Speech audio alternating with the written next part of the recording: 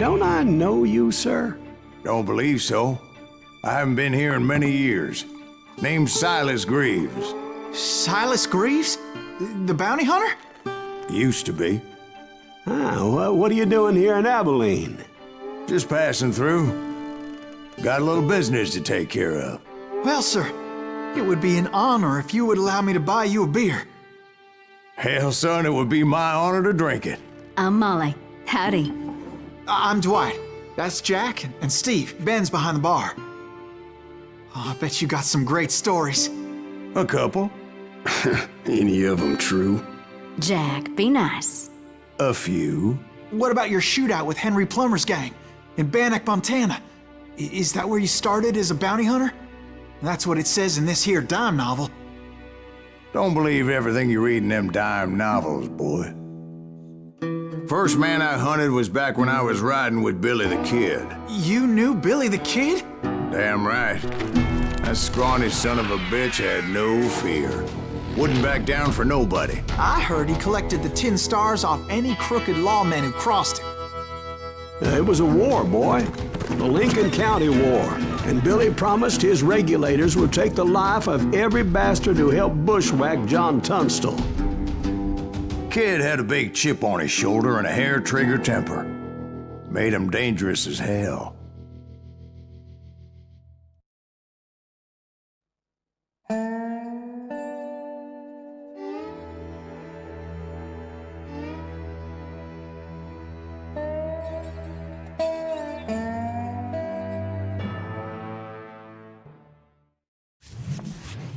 It was about 30 years ago. Billy was hiding out in an abandoned farm near Stinking Springs. I threw in with the kid because the man I had sworn vengeance on was riding with Billy's enemies. But before I tell you why I want that sumbitch dead, let me tell you what happened that day.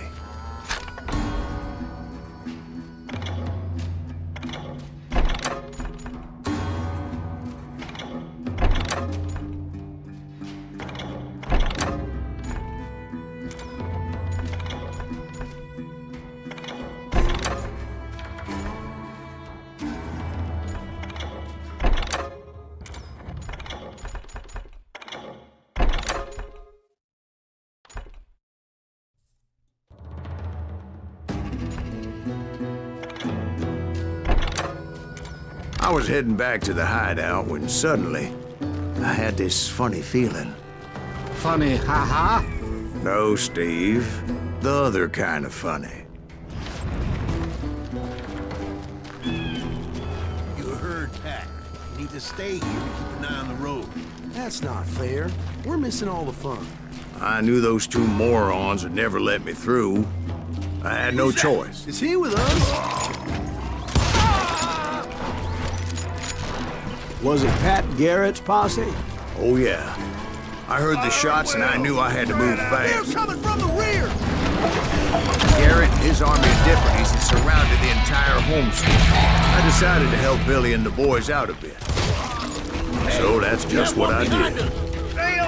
As the governor of New Mexico was paying for the kid's apprehension, Garrett was able to hire every gun hand in Lincoln County. Watch out! He's right behind us! Where the hell's Garrett? Still, one of them reached the water tower. Let's see if these sumbitches running. Not a bad idea. It would be a turkey shoot from up there. Garrett's men were running around like a bunch of chickens with their heads cut off. Luckily, these shooters Garrett hired weren't the sharpest tools in the shed. The right position is very important. Personally, I prefer to be on top. Oh, you do? Indeed, Doc. But where was it? Oh, yeah. A lot of them were saddle tramps, or sod busters, or drunken drifters looking to make a few bucks. Then, I heard a friendly voice yelling at me from the window. Back door! We'll cover you! Watch your flank! Truth be told, things weren't much better behind the house. I cut their numbers in half. But that just made the ones that were left twice as mad. They made up for their lack of skill with a seemingly endless supply of ammo. It was a bit of a slog, but I finally fought my way around the back of the house. And like that, I was inside, none the worse for wear. I passed Dirty Dave, and upstairs I found Billy and Charlie Bolton.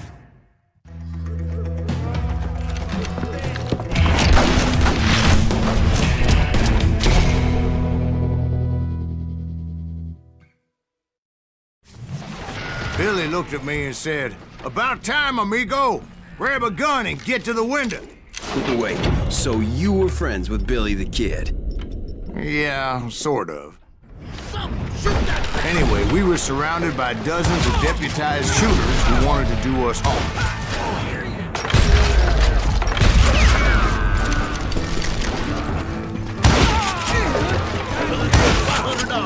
I'm telling you, Garrett's men were dropping like flies, but they just kept on coming.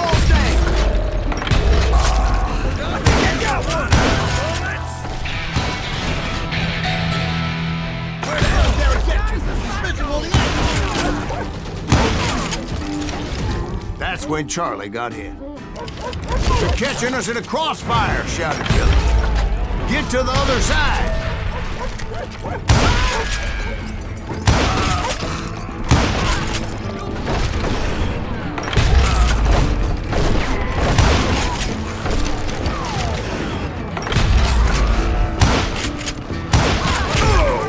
I don't know how many of those cocksuckers I personally put down, but it was pretty clear, even to Billy, that maybe discretion was the better part of valor.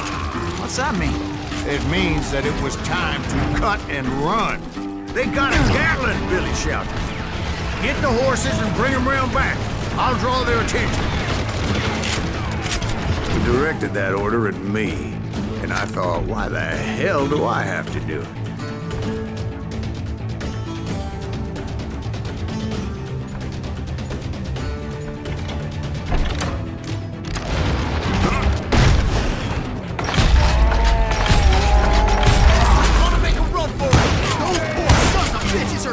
Many would have fled in my place.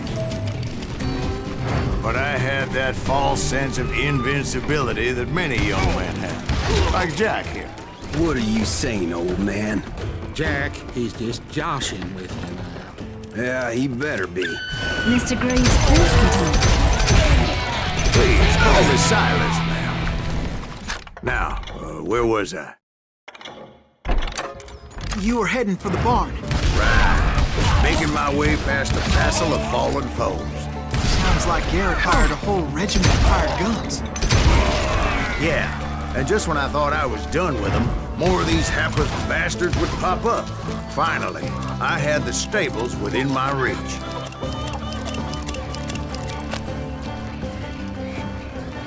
And that's when I met Sheriff Pat Garrett.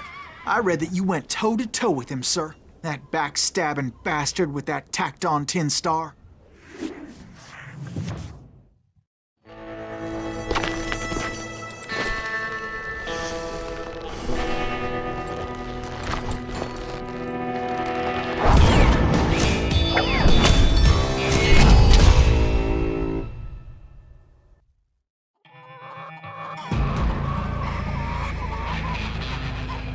You challenged him to a showdown. You read that in a dime novel?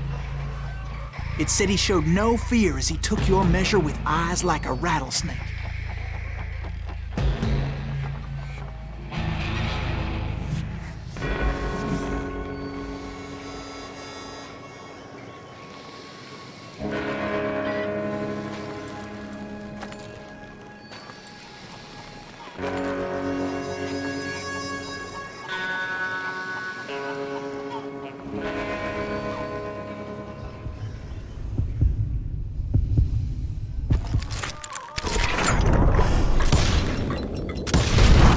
And that you killed him in a fair fight. Is that what that Penny Dreadful said? No, boy. That ain't what I meant when I said I met Pat Garrett. So let me start again. I finally reached those damn stables.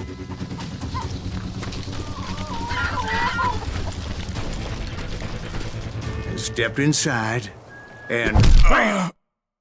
Last thing I heard was Garrett's voice. That's not Billy. And go on. How did it end? And, boy, that was just the beginning.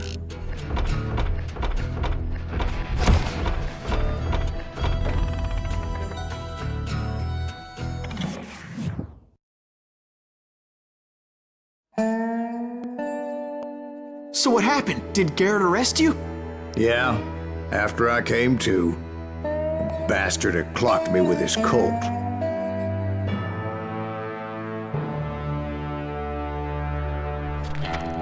And the kid surrendered?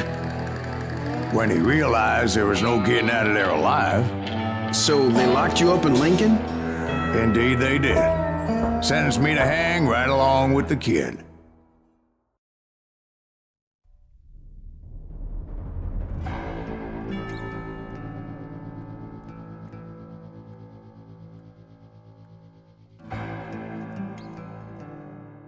It's important to know that I was only riding with Billy so I could find the bastard I was after.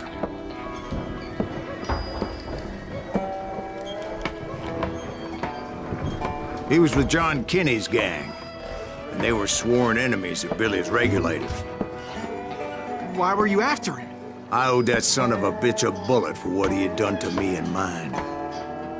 Instead, all I got for myself was a goddamn death sentence. Luckily, it was right around then that I heard Billy make his move. He shot Jim Bell and a few other guards as he made his getaway. Later, they wrote that some lady friend planted a pistol for him in the privy. What the papers didn't say is that Billy helped me escape, too.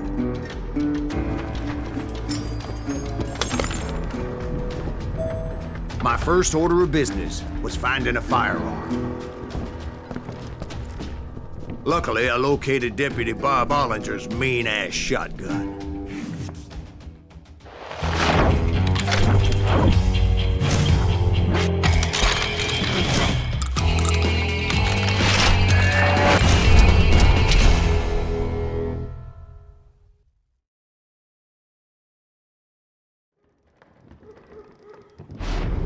I saw Billy through the window, and he yelled that I should take to the rooftops to make my escape. So I did. Anybody see Billy? Hell yeah. That scatter gun was like a double-barreled howitzer. It could blow a man clear off his feet. You hardly had to aim the damn thing. Guards were everywhere looking for him. Can't let the kid get away. I had to jump from roof to roof like a damn alley cat. I followed the planks where I could, but some of that wood was slippery as hell. The whole town was up in arms. And suddenly, I was a fugitive. So that bastard you were after, what did he do? He did me and my family a grievous harm. But I knew if I was ever going to find him, I would need to get my ever-loving ass out of there. I tried to be stealthy and sneak my way past. This town doesn't have a moment's peace. You! But hell, if they weren't all waiting for me. Apparently, some of them thought I was Billy. You hooligans go to hell. They're shooting in the street. See, me and the kid shared a certain similarity in build and color. I was just glad I had Deputy Bob's mean-ass shotgun. There's children. So much lead was whizzing by my head, it was like everyone in Lincoln wanted to put me in the ground. I knew I needed to find a horse. Though I never did have a great fondness for four-legged grass eaters. Smelly, sweaty, ungrateful beasts. We prize them too high, if you ask me.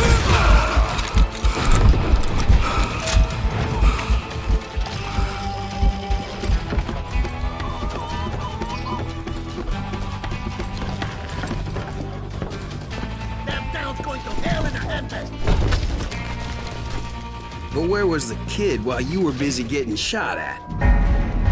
Gone. And that's when it occurred to me why Billy set me free. Respect for decency? So I could be a hapless decoy and draw attention while he snuck out of town.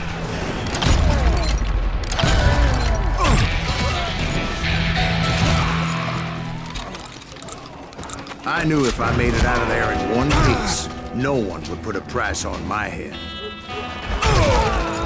Because everybody in Lincoln would be dead? No, because they all thought I was Billy. And all that blame would fall on him.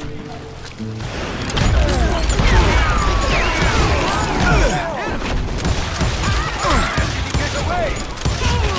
We're gonna be sick when I get back.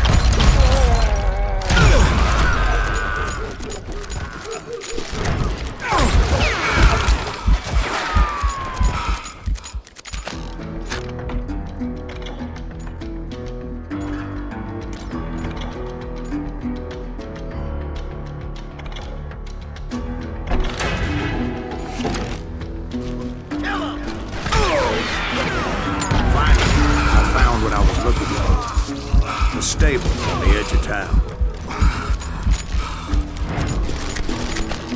I guess Billy saved your ass, taking out Bob Ollinger the way he did. Billy didn't kill Bob. Well, sure he did. He dispatched him right after he shot Deputy Bell. No, sir. Because Bob came right up behind me, angry as hell that Billy had lit out. "Hello, Bob," I said. "I think you better let me go." And he says, "I don't think so, boy. Not with my shotgun." So we stood there in the middle of the street, eyeball to eyeball. He intended to kill me, and I knew I had no choice but to defend myself.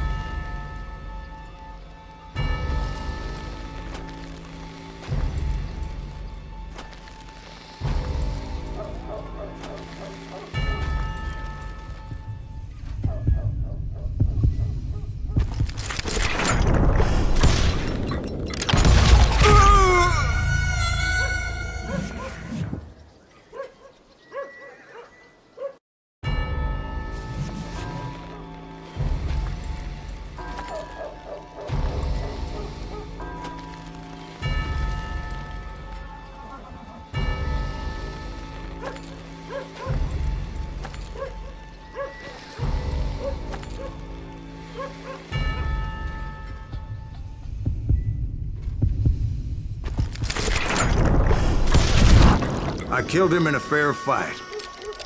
Everybody saw I had no damn choice. Well, Lincoln got a mite depopulated that day. Pat Garrett gunned down Billy 3 months later, so his escape was all for naught anyway.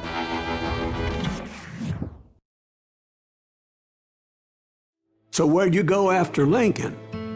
Mexico. Until I realized nobody was looking for me. I ended up taking a job at the Rurales. The Mexican Rurales? I was hired to help them track down the cowboys. The most vicious outlaw gang in Cochise County? Curly Bill Brocious? Johnny Ringo? Led by old man Clanton himself. They must have paid you a pretty penny to take them hombres on. Not really. But truth be told, I had my own reasons for going after those boys.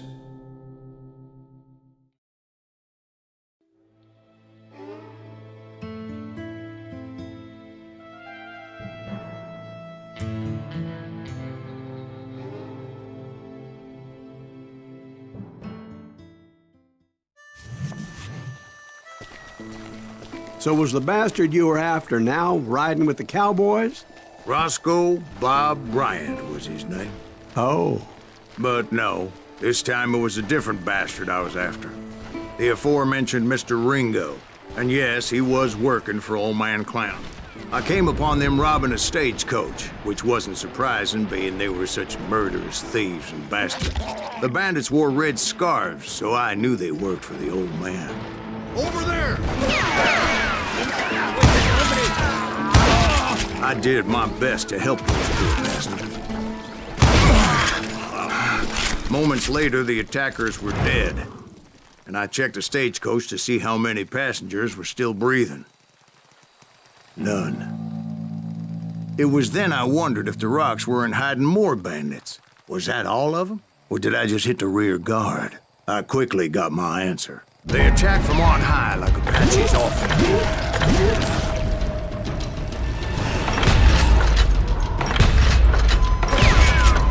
They would appear in great numbers from above and rain down lead on their hapless enemies' heads, making use of the high ground and whatever else they had. Yep, the Apaches always appeared out of nowhere, and there never seemed to be an end to them.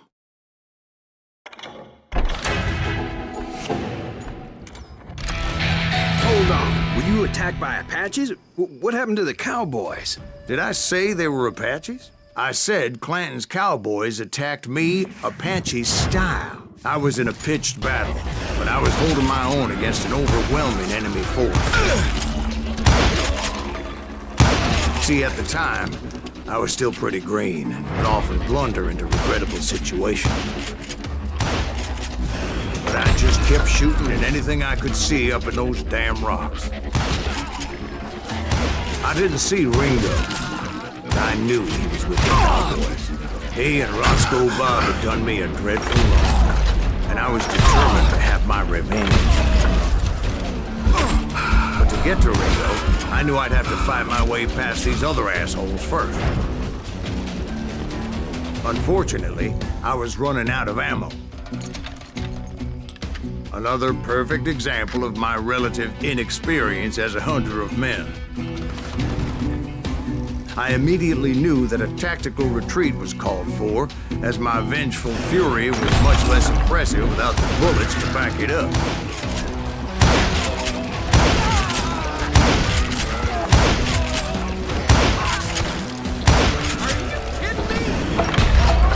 Finally, they managed to corner me.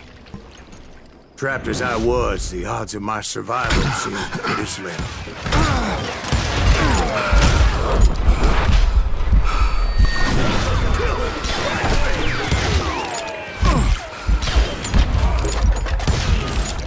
Luckily, serendipity was on my side as I suddenly spotted a way out of my predicament.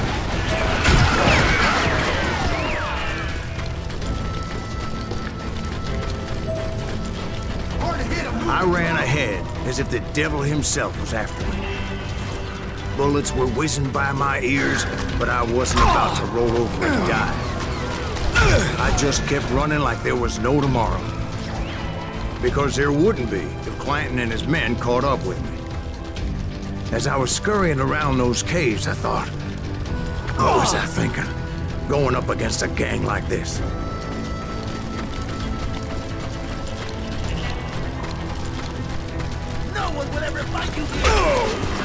I just kept running, not knowing where the hell I was going. And that's when something miraculous happened.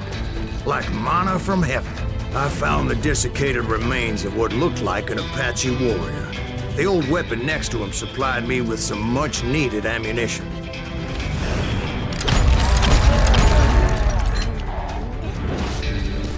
Bat Masterson once told me it was more important to be lucky than good, and he would know.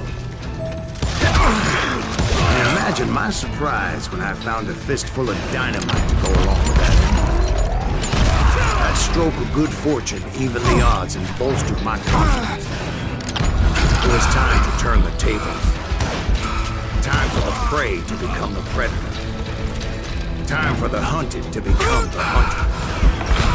Time. All right, Jesus, we get it. They were right where you wanted them. That's right, Jack. I was done running. And the old man's boys were not expecting that. No, sir. It was finally time for that old man to pay for his sins.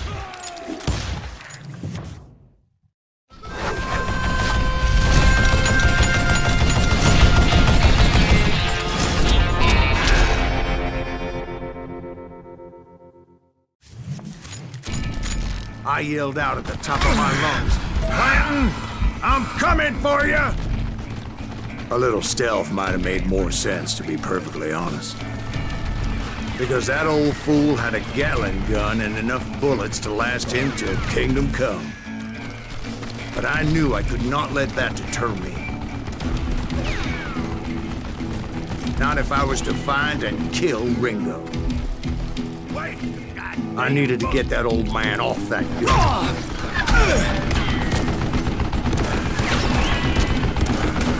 Damn contraption, damned again! You want stupid zombie!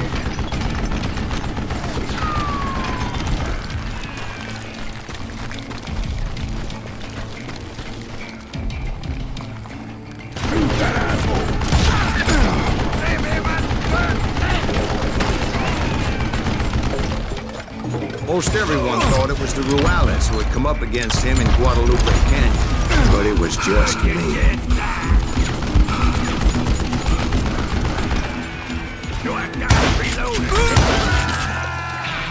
Apparently, one of the cowboys made it out of there alive and told Ike and Billy Clanton that it wasn't a Mexican who took their father's life that day. They just assumed it was one of the Earps, and that little misunderstanding eventually led to that legendary gunfight at the OK Corral.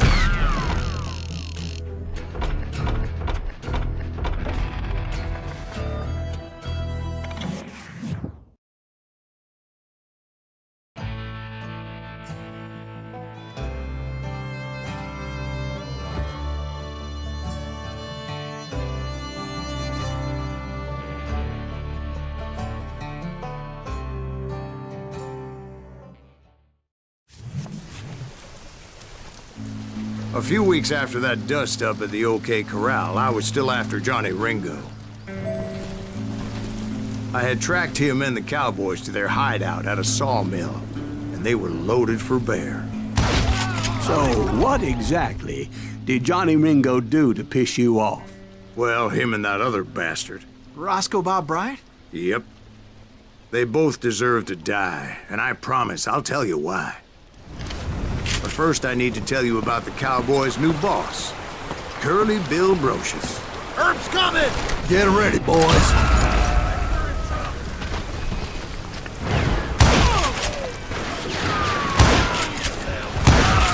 Curly Bill took charge of the Cowboys upon the old man's demise, and after that gunfight at the OK Corral, the Clantons wanted revenge.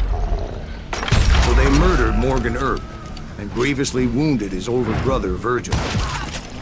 Wyatt and Doc went on what became known as the Vendetta Rise, hunting those outlaws down. So when I showed up, that's who they thought I was.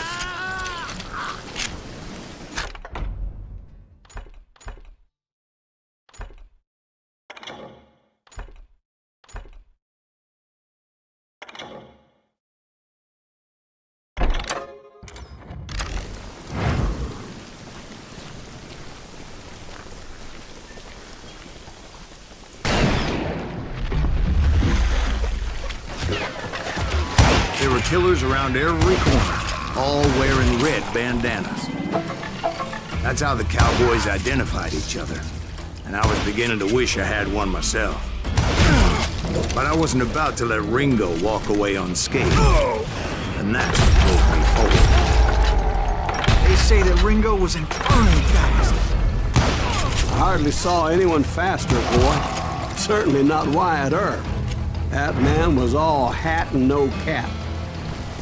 Earp wasn't much of a match for him, but Doc Holliday might have taken him. That Lunger should have kept his nose out of it. He never charged anyone for the murder of Morgan Earp. Excuse me, sir. I have a question. What's that, Dwight? After old man Clanton died, why didn't his son take over the Cowboys? Because Ike Clanton was dumber than a box of rocks and a yellow belly to boot.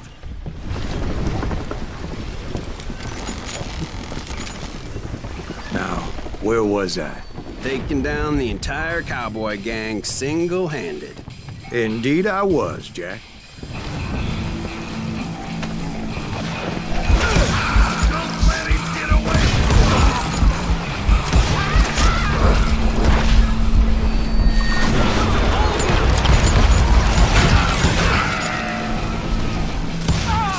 Though it wasn't easy, as those boys had good cover.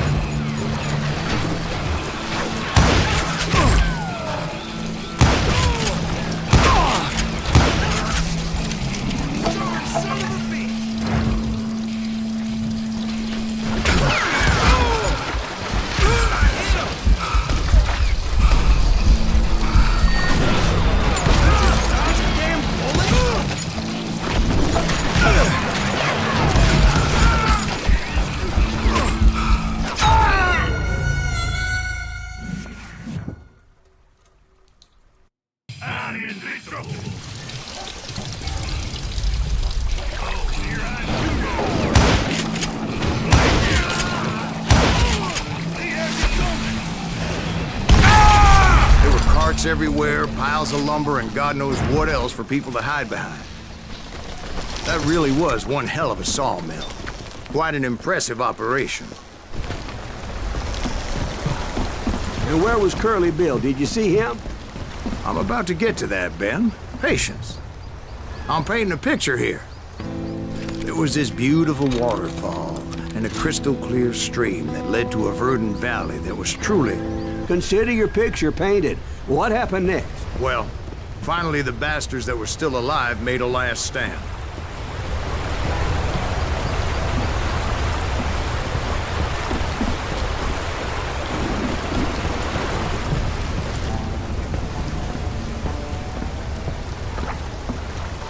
Curly Bill, Johnny Ringo, and his compadres took off into the lumber yard, and I followed after.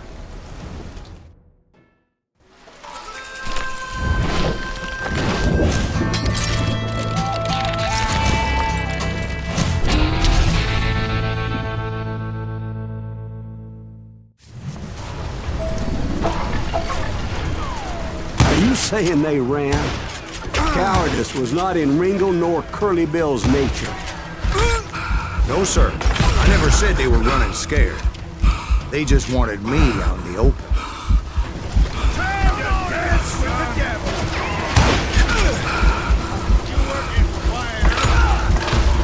That son of a bitch, you're gonna give me the cash! Just gonna catch my breath.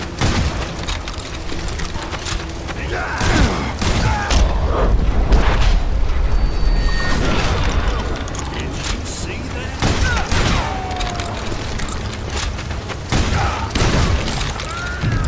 Brocious gave me no choice but to take his life.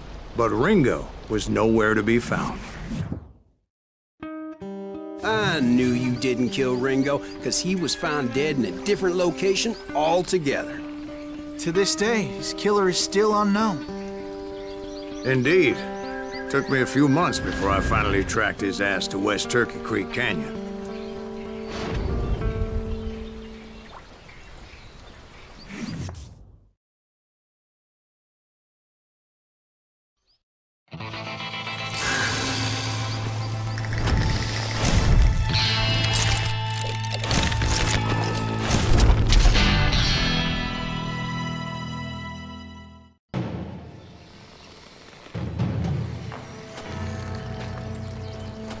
That's incredible, sir. I always thought that Doc Holliday was the one that killed him.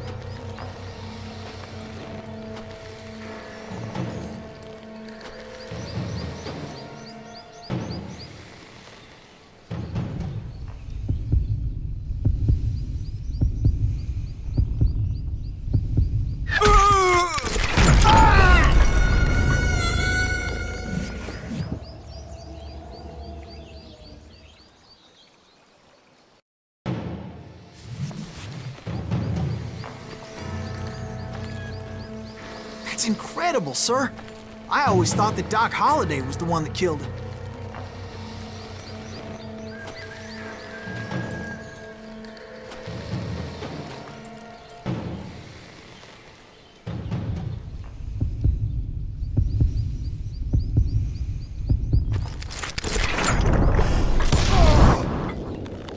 Sorry I had to ruin the legend for you, boy.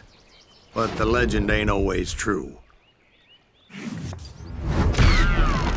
Doc Holliday had nothing to do with the death of Johnny Ringo.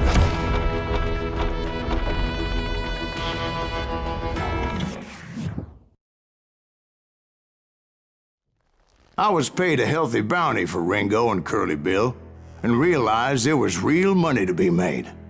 That's why I went after Henry Plummer.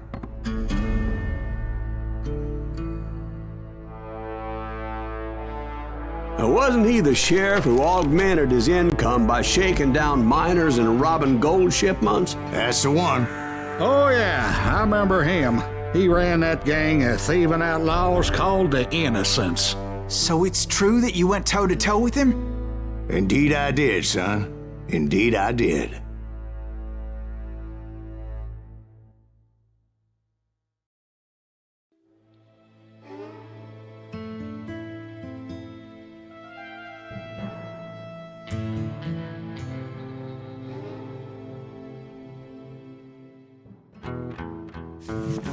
I knew I needed resources if I was going to track down Roscoe Bob Bryant, and hunting Plummer looked like a good way to get rich quick. As the local vigilantes exposed him as the leader of the bandits, and put a generous price on his head. Plummer rallied his gang to plunder one last gold mine before making their escape, and that's where I thought I'd find him.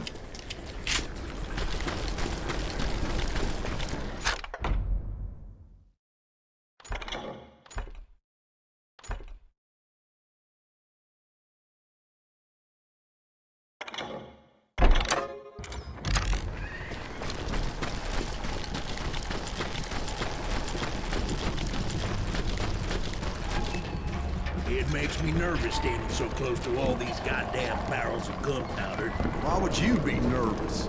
No one has the cojones to come after us. As long as you don't light up a cigar, we're fine. Besides, George is up there on the rocks with that rifle of his. Nothing gets past him.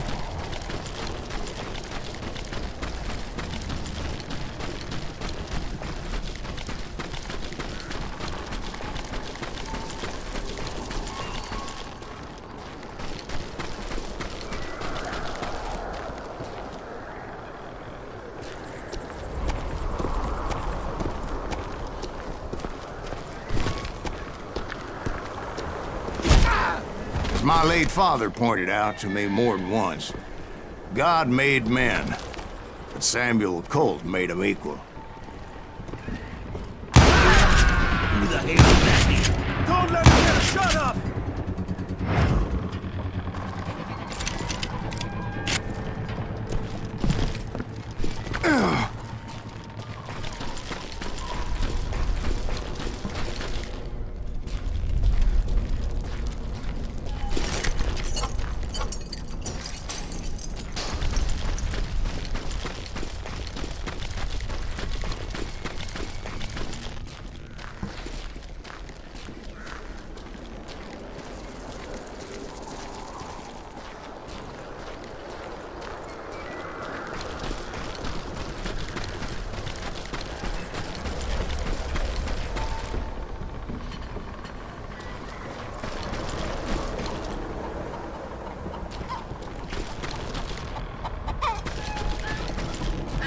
I knew that dynamite wasn't mine, so I decided the polite thing would be to return it.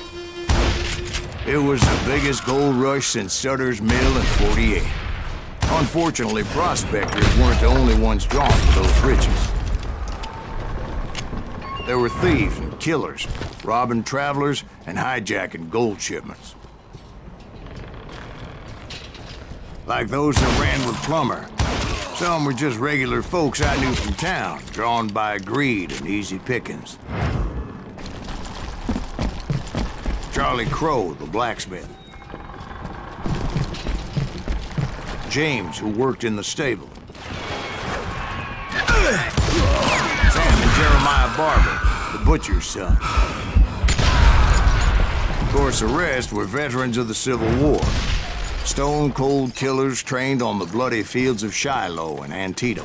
Plummer had a lot of men on his payroll. A hell of a lot. If Daddy had lived to see Alfred Nobel's explosive invention, my guess is he would have told Samuel Colt to kiss his ass.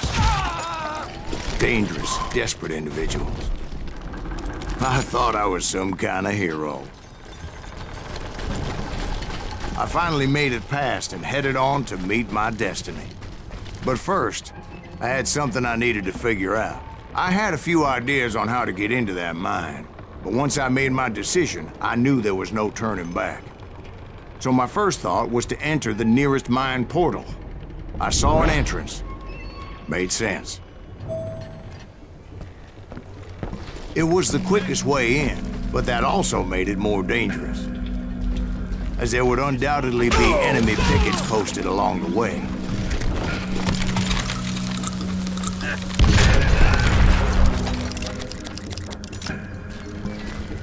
Put that moron out! Besides, once you enter a mine like that, it's easy to get all turned around. And that confusing maze of corridors wouldn't even be the worst of it.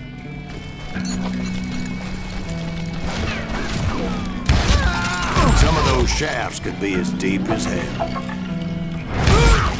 A single stumble or misstep can easily end in a deadly plunge to oblivion.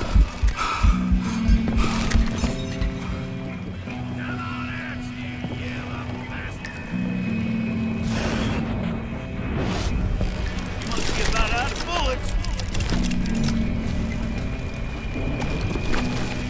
Quick reflexes often make up for a lack of common sense. Luckily, I was never one to be easily bushwhacked. I would just need to be careful not to blow myself to kingdom come.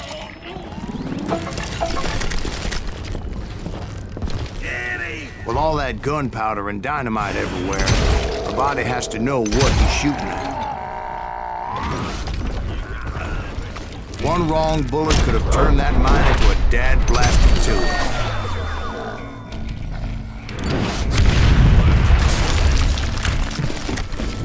I freely admit that my plan of attack was not just moronic, but clearly insane.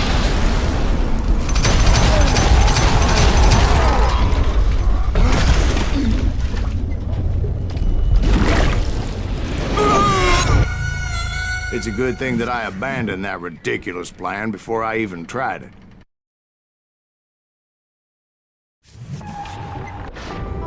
Instead, I spotted a ladder, a way into the mine from the opposite side.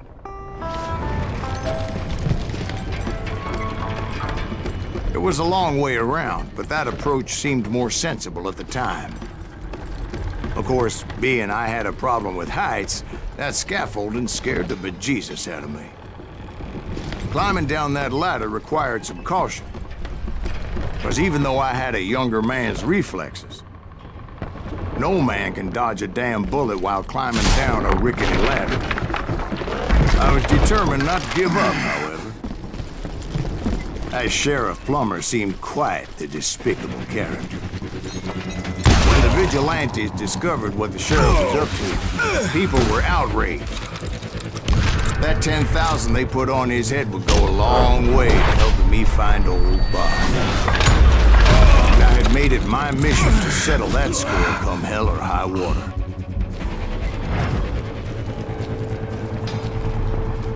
But first, I would have to make a choice. Take the elevator or climb the ladder.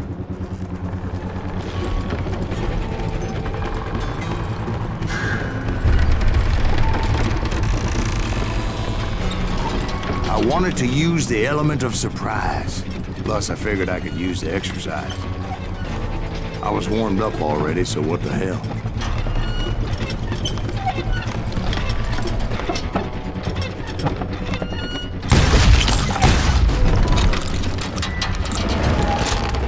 Plummer was a mad dog killer, and the people of Nevada City deserved better. Nevada City? Well, I thought Plummer met his maker in Bannock, Montana. Right, well, he was the sheriff of both places at one time or another, but that's neither here nor there. The point was, taking him down would save a lot of lives, including my own.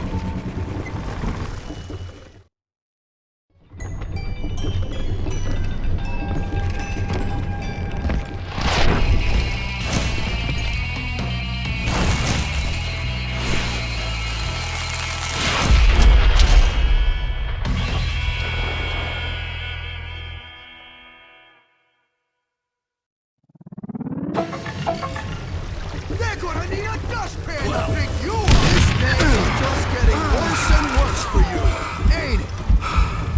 Henry Plummer was clearly unhinged, and I could see right away that this was gonna take some doing.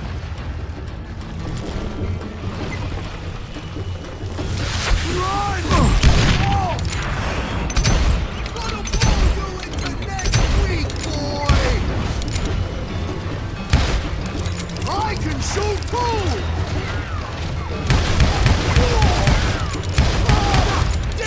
I need some help here! Come on, boys! Take this cocksucker out! Cover your head!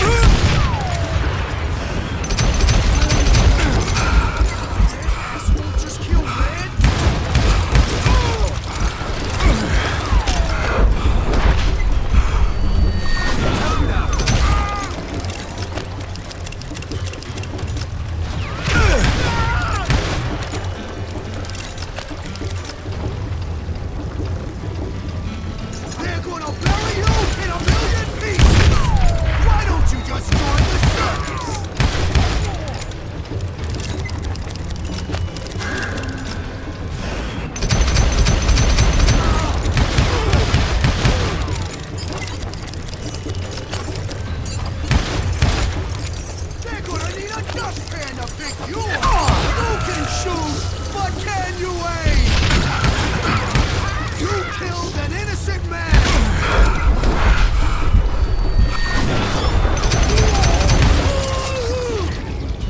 That's how Henry Plummer died. Him and his crew were worth their weight in gold. And now, I was officially a bounty hunter.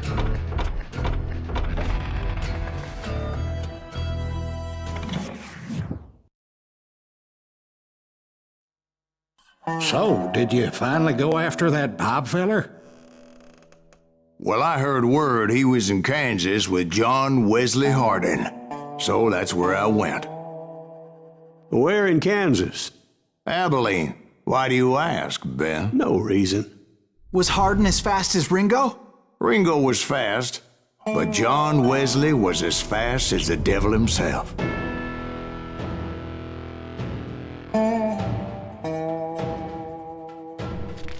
Hell, he killed his first man at 15. From that day forward, he had a price on his head and wouldn't back down for nobody, not even Wild Bill Hickok himself.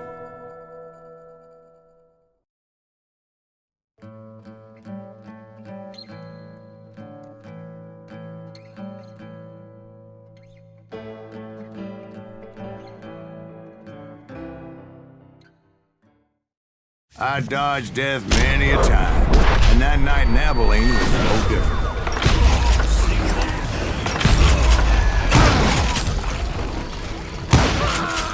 I was there with the intention of finding that bastard Bob and collecting the bounty on John Wesley.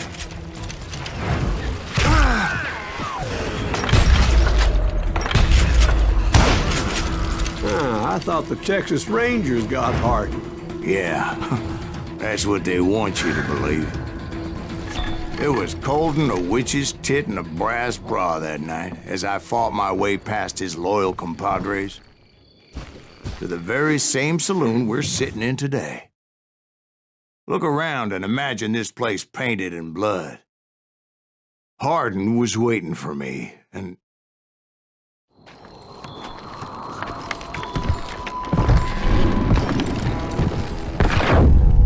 wait, I'm jumping the gun here. Let me back up and give you some background on this sumbitch. He deserves that much. Don't you think so, Ben? John Wesley Hardin was a killer. By the end, he confessed to taking the lives of 42 men. Fathers and husbands, brothers and sons, men with families who cared about them. He was a bona fide folk hero by then, and had amassed a gang of armed miscreants and other assorted thugs.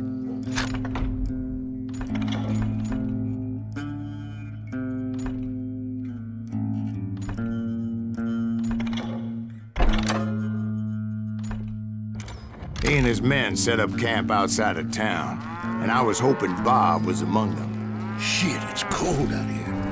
Shoot that son of a bitch! They didn't ask why I was there. They knew. Most of them were wanted as well. I figured Hardin was here somewhere, but to get to him, I'd have to get past his gun hands. I had to spill a lot of blood to find out Hardin wasn't in that camp.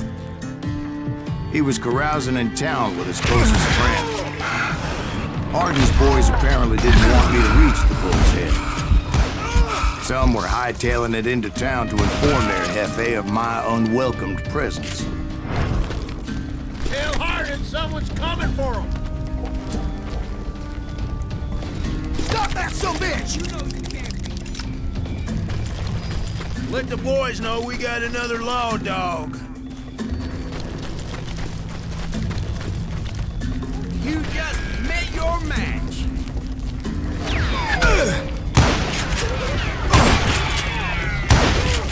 I wondered if Bob was among them.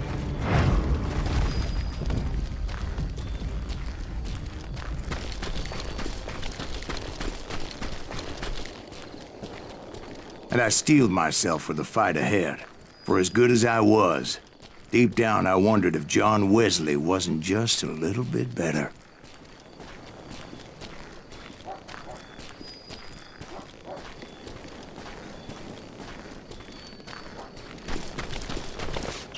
Before I could test my mettle against Hardin, however, I would first need to dispatch his cadre of hired killers. Most of these degenerates were beyond redemption, but John Wesley might have been a different story. I didn't learn until later that that night was in fact his birthday celebration.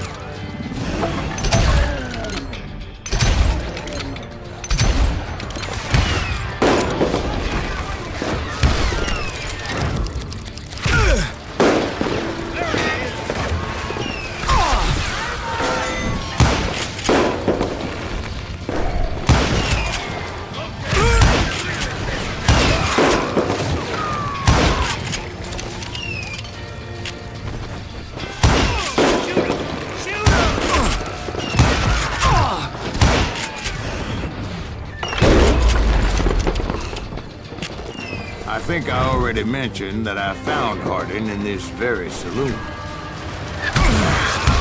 Suffice it to say, nobody there was happy to see me. Damn, he's hard to In fact, I felt a certain hostility.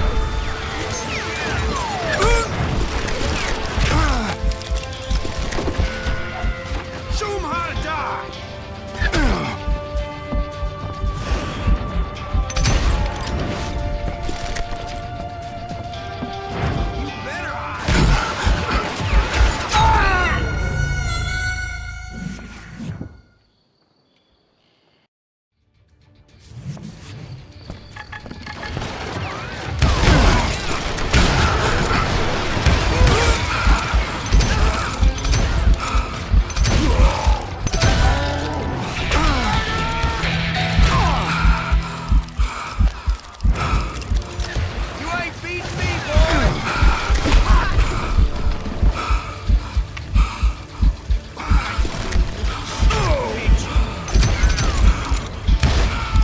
I was disappointed that neither Bob nor John Wesley were among the dead. But that was short-lived, as a moment later I was facing down the fastest gun in the West.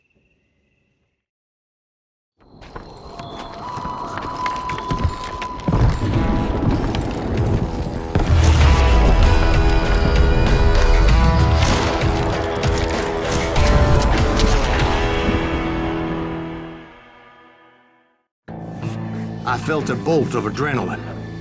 Or maybe that was fear. He was well known for his tricks, and I knew I'd need my own if I was ever to defeat him.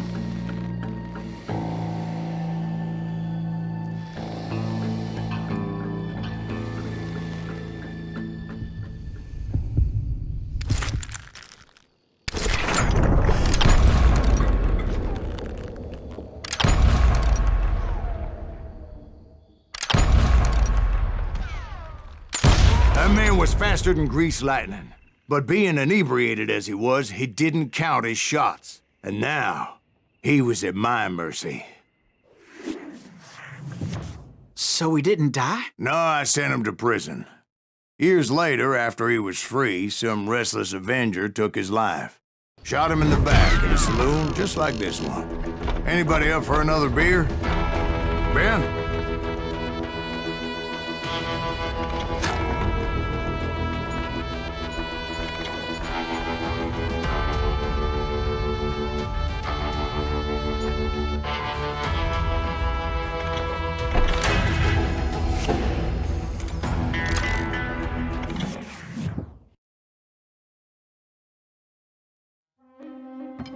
Thank you, darling.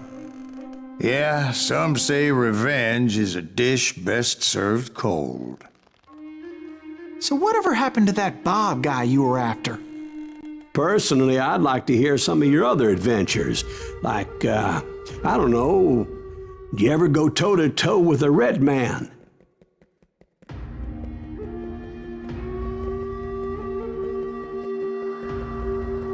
Yes, I did, Ben. I remember once I was after this renegade Apache, Grey Wolf. Strangely enough, revenge was also his primary motivation.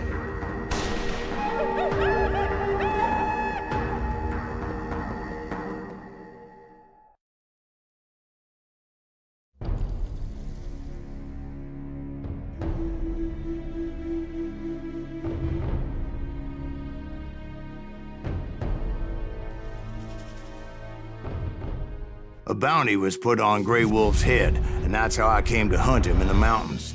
Mountains so high they tickled the nether regions of heaven.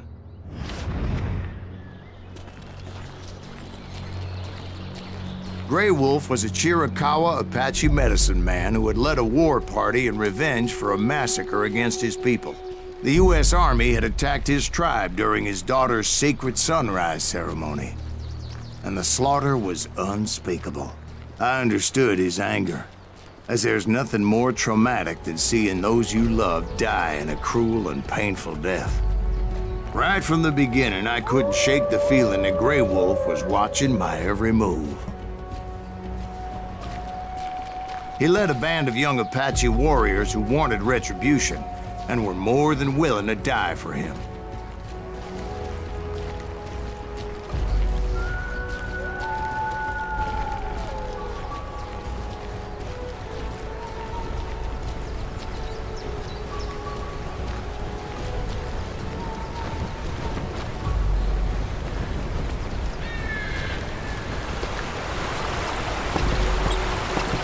They saw me before I saw them.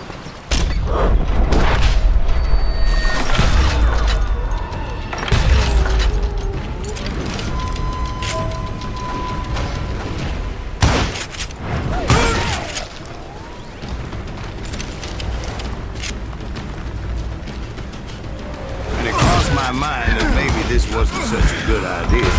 But now that the shooting had started, there was no backing down.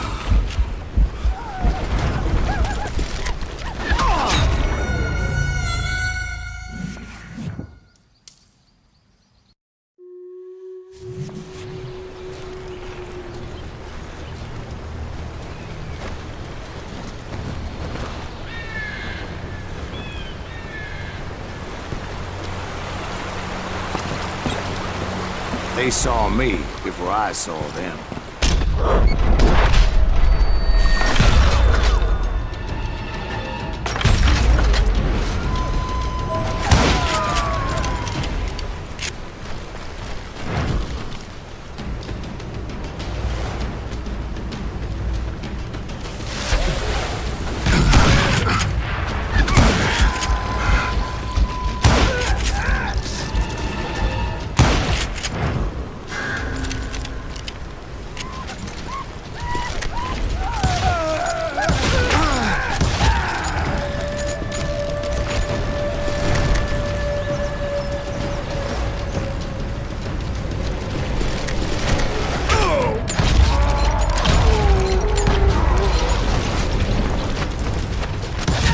Rugged country, the winter home of the Chiricahuas, and that's why they had retreated there.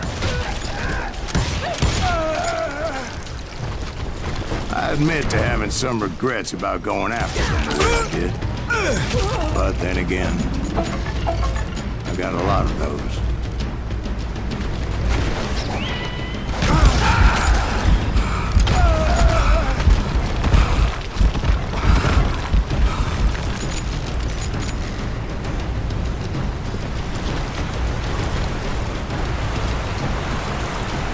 Find Grey Wolf? Not at that moment, but I did find the entrance to their hideout.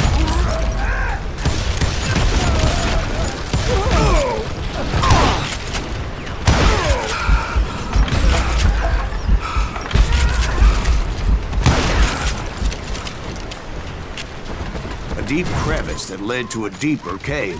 Don't tell me you went in there. Yeah, but it's not out of bravery so much as pure, angry cussedness.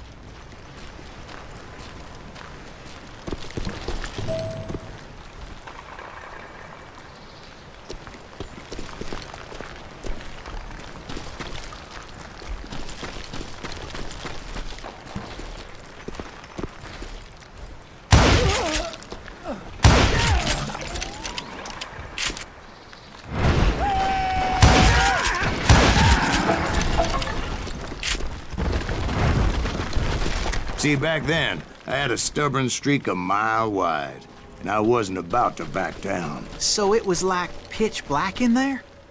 Actually, it was pretty well lit, as they had torches on the walls.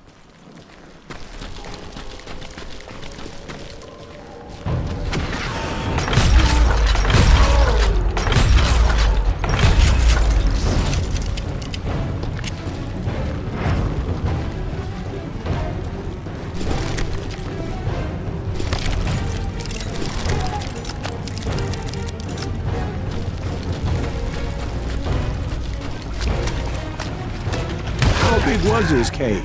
Big as hell, Ben. Chiricahua had hid out there during the Indian Wars.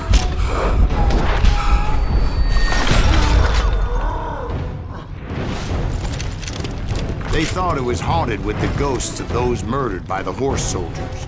The cave was haunted with dead Indian ghosts? To be honest, I was more concerned with the live ones than the dead ones.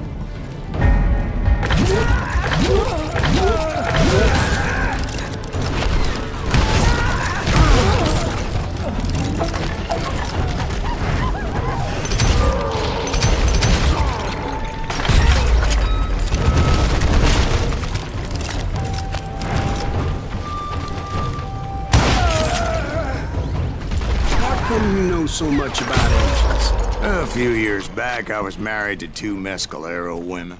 At the same time? Yeah, they were sisters. Polygyny is traditional among the Mescalero. So what happened? Oh, I had to get out of there. Those girls never shut up. Both of them nagging at me all the time. Drove me half crazy. Haven't seen them since. No, I mean, what happened with Grey Wolf? Oh, well, I pursued him into the Cave of Death. I came upon this flooded grotto, and that's when I saw him. He came to me unarmed and unafraid. His voice echoed in the shadows, and I sensed he meant me no harm. You carry great darkness in your heart, and if you do not release it, it will claim your soul. The sound of his voice put some kind of ancient Indian spell on me. As his story unfolded in my mind, You will come to this place again and kill many more men, and the darkness will grow until it consumes everything that you are. The soul would have no rainbow if the eye had no tears. he said I was a great warrior, a coyote man, unequaled by any other pale-faced warrior, or something like that.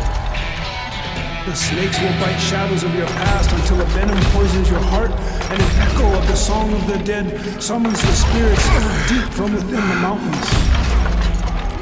I didn't quite get what he was saying, but there was definitely snakes. And indeed, his warriors surrounded me and attacked me like hungry wolverines. They couldn't stop me, though, and Grey Wolf wasn't in the mood for idle talk.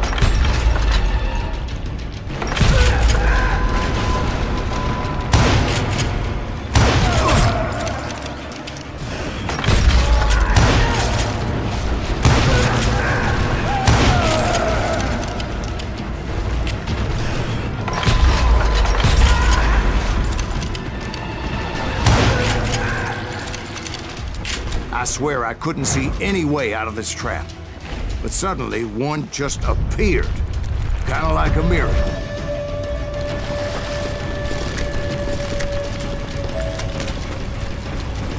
I felt like I would be lost in that damn cave forever. Finally, I found myself back outside, perched on the edge of a precipice overlooking a thundering whitewater river. To get where I was going required several leaps of faith. But no way in hell I was turning back. I chased after him, determined to make him explain the meaning of all that mumbo-jumbo. Mumbo-jumbo is right. Are you making this all up as you go? A few details may be fuzzy, brother, but I am relating exactly what happened. There were dozens of Apache warriors aiming at me from on high. Dozens? Well, maybe not dozens, but there was a lot of them. At least 3 or 4. Well, more than that, little lady.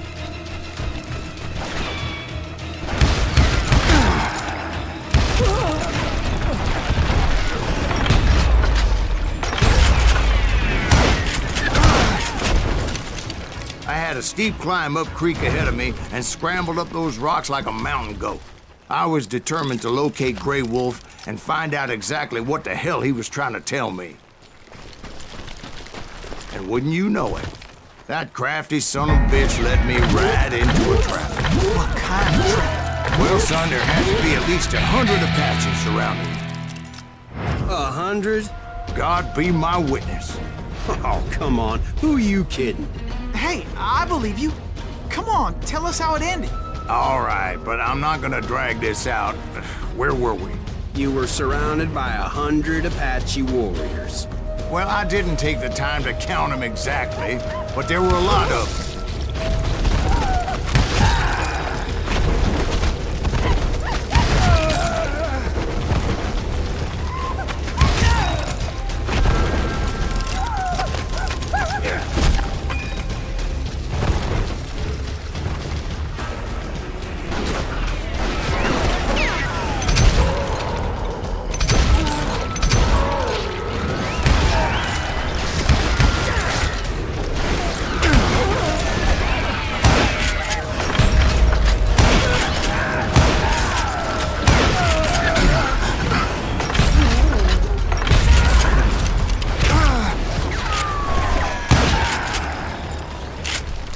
And in the end, a path appeared before me that I had not seen before. I followed it as I desperately needed to find out what Grey Wolf was trying to tell me. But it was like that son of a bitch disappeared into thin air.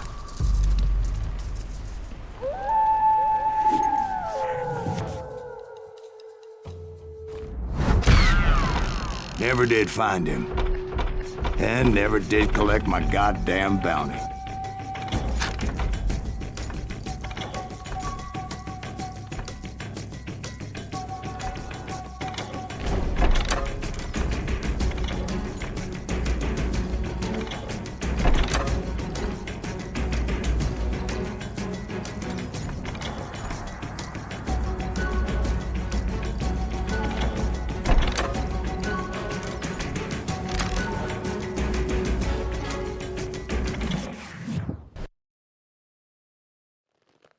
Thank you, darling. It's interesting how the truth can sometimes seem, might malleable, depending upon your point of view.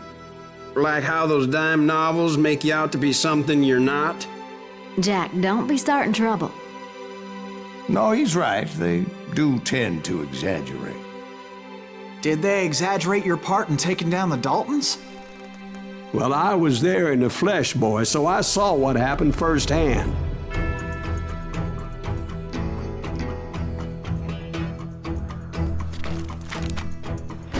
Those Daltons were lawmen once, before they all went bad, robbing banks and trains clear across the territory.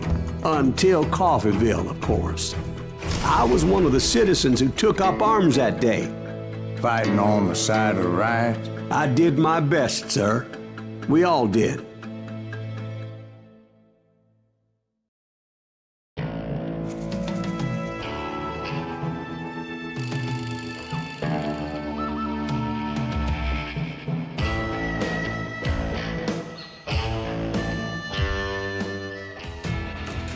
It was early morning. One of my friends was a local gunsmith, and he handed out firearms to anybody who'd take one. You see, the Daltons got it in their heads to rob 2 banks at the same time. 2 banks on the same damn street.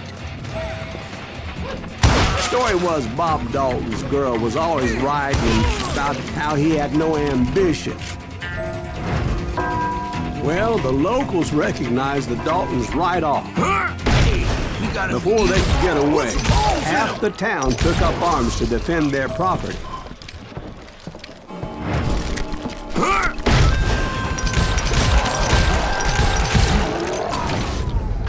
The brothers paid dearly for their stupidity, but everybody knows they had it coming. There's more to it than that. I read all about that day, so I know for a fact that it went down very differently. First of all, it was high noon. A posse of U.S. deputy marshals were on the rooftop across the street. Get ready, boys. They're gonna make a move. The lawmen had been tracking the Daltons for months, and now they finally had them dead to rights. Among them was a bounty hunter feared by many a lawbreaker. The marshals tried to get the Daltons to surrender. They'll give up eventually. We just gotta wait till some bitches out. This bounty hunter knew that the brothers were far too proud to ever lay down their guns. He went in there alone to confront those criminals. One of the marshals shouted, "Where are you going? Are you crazy?" Hey, where do you think you're going, dumbass? That rifle's mine. He saw a way to get around to the back of the bank. Then he figured out how to hit the Daltons from a direction they weren't expecting. A moment later, he was climbing up a steep ladder, laughing at danger as he did.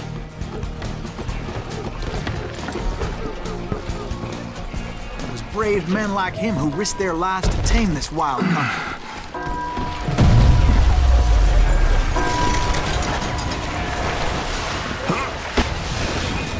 We've got company! Heroic men like him, who did what other men couldn't or wouldn't to make this country free. Is that Silas Greaves? Jim Son Boone, of a David bitch! Crockett, who died defending the Alamo.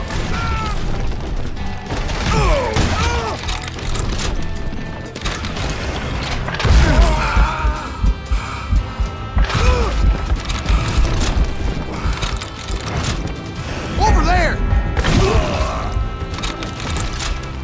That's Silas Greaves! What the hell? Blam! Blam! He came away victorious, taking down those thieving Daltons. His name was Silas Greaves, and when the dust finally settled, he was the last man standing. Sorry, kid, but that just wasn't the way it happened.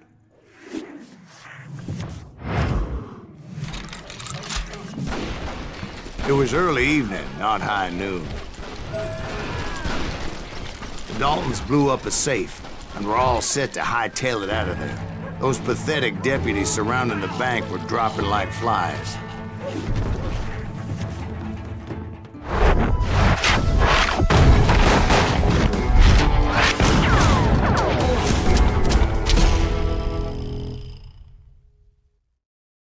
I had been tracking those jokers for months, waiting for them to do something reckless. And finally, they did. Those stupid bastards decided to rob 2 banks at the same time in the same town where everybody knew them. But they still had friends in coffee shops.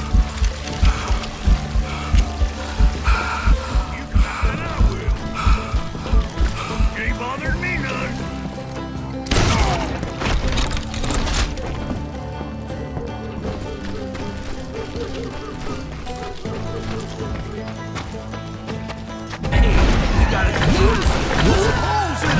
Those friends came after me like a pack of wild dogs, tooth and nail. They were coming at me from all directions. I caught sight of the Daltons running with the money and didn't want to lose it. Problem was, they knew the town better than I did. To top it off, I found myself in the middle of another shootout entirely. Did the Daltons hole up in somebody's house? No, it was the Smiths, I believe. They were cousins of the Daltons. They were shooting at the Browns, who were shooting at the Daltons. Which wasn't any surprise, because those 2 families have been feuding forever. And since the Joneses are related to the Browns, they shot at the Smiths, pissing off the Heimhoffers, whose daughter recently married a Smith. Well, bullets were flying every which way as all the old feuds in Kansas caught fire all at once. There was a hell of a lot of pissed off people in Coffeyville that day. The Dalton boys knew I would never give up. Those Daltons weren't the sharpest knives in the drawer, but they always stood together. They set a trap to slow me down and allow at least 2 of them to escape. The 3rd brother stayed behind to plant me, just in case that trap of theirs didn't work.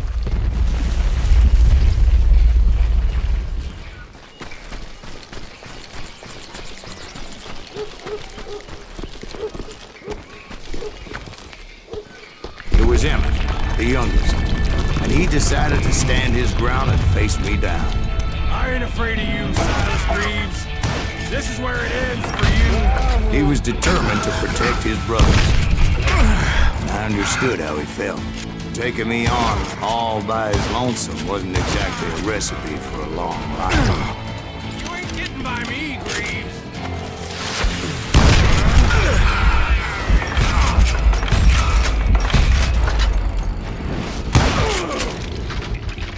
Emmett Dalton survived the robbery in Coffeyville. He's the only Dalton who did. They say he was shot 23 times. Well, Dwight, who do you think put all those damn holes in him?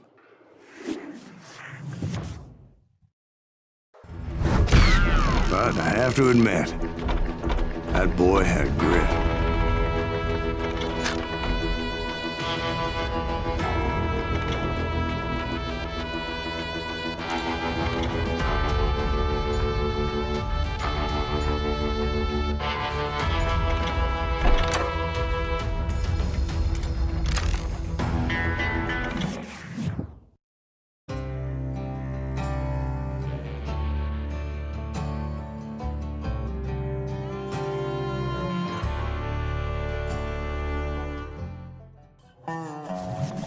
We'll get those suckers! It took me a couple of days to track the Daltons down.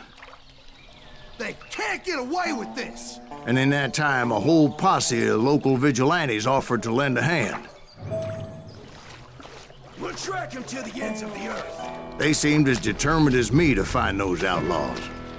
But as we headed into those swamps, it was like I had my own private army. There was no way those boys were getting away this time.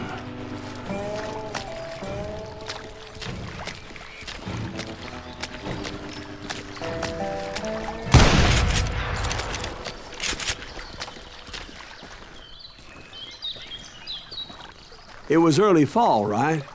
Beautiful time of year. At least you had the weather on your side. Not by my recollection. It was damp and foggy as hell.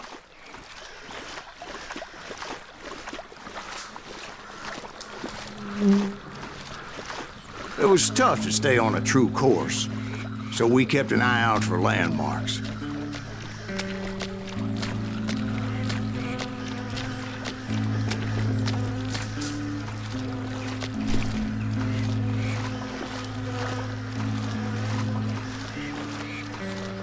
It was autumn. The maple trees were in full color, red as blood.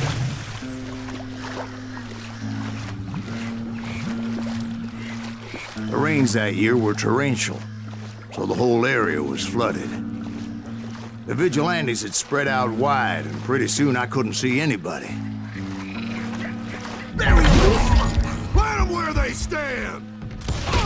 Except for some sumbitches ahead of me wanting to do me harm. So I had to face them alone. I wondered why my compatriots didn't come running when they heard the shots.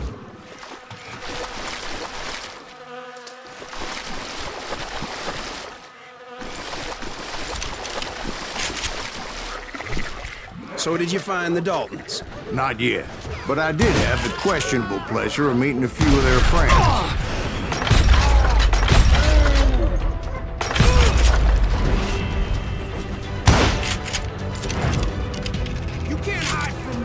The boys had established quite a reputation by that time, so they attracted all manner of riffraff to their cause.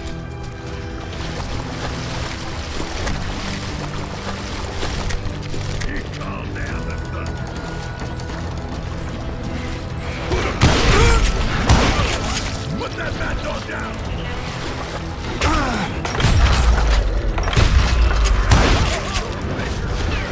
Point being, I was under serious attack.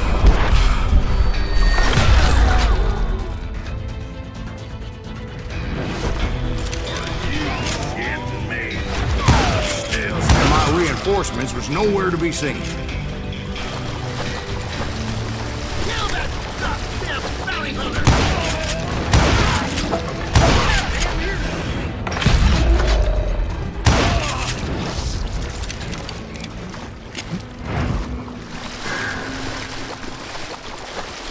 But luckily, a barn materialized as if right before my eyes. I scrambled up top to get a better view.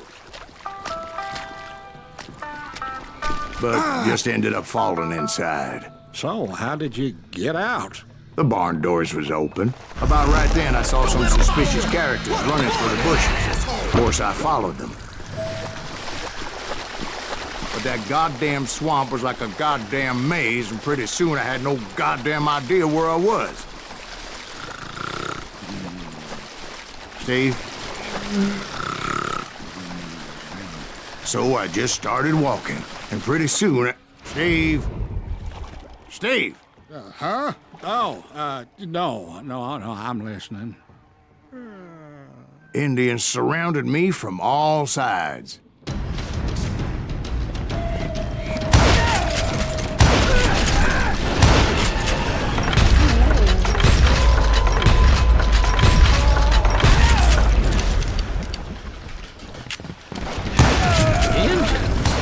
There were Indians? No. I just wanted to make sure Steve was paying attention. Now, where was I? You were following the Daltons through a swamp? That's right. See, Steve? Dwight's paying attention. No, I'm listening. I was just resting my eyes. So, where was I? The Daltons. Right.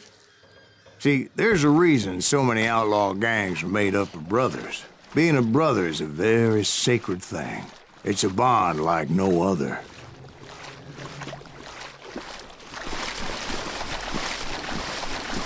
Bounty hunter! Stop that, son bitch! So did you ever find the damn Daltons? Not yet, but I did find a few of their cousins. Kansans breed like rabbits. More Smiths or Heimhoffers or who knows what. But hell, what's more important than family? I'll bet Ben knows what I'm talking about.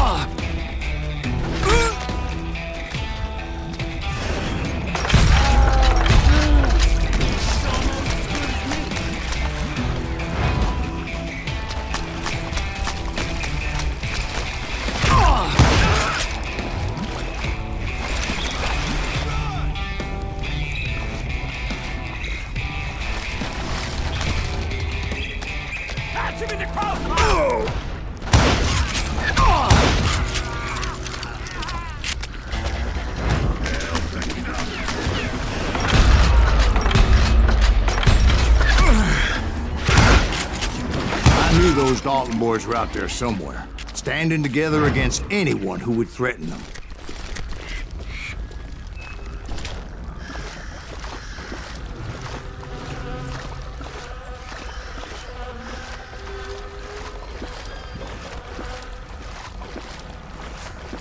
And that's when I saw it. A goddamn steamboat.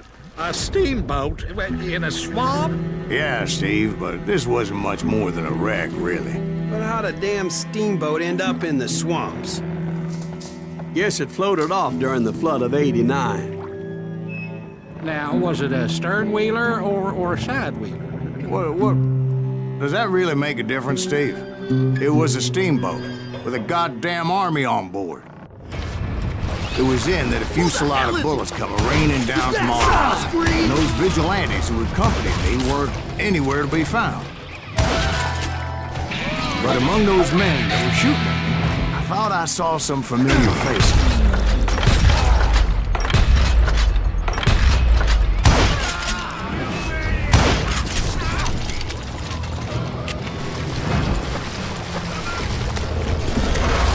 Somewhere up there, the Daltons were waiting on me.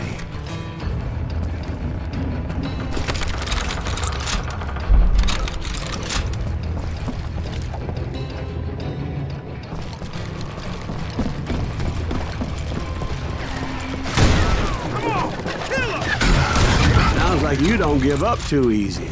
That's the kind of man I am, Ben. I set out to do something. I do it.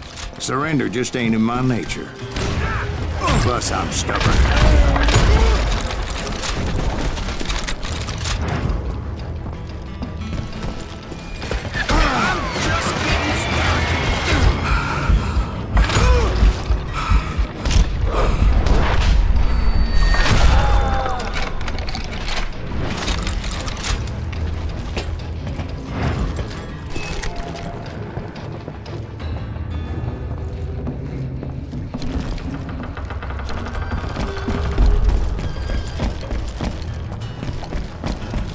Right about then, much to my relief, the vigilantes finally arrived. Their leader motioned at a cabin in the middle of the top deck, pointing me directly at the Daltons. I finally had them, after months of dogged pursuit.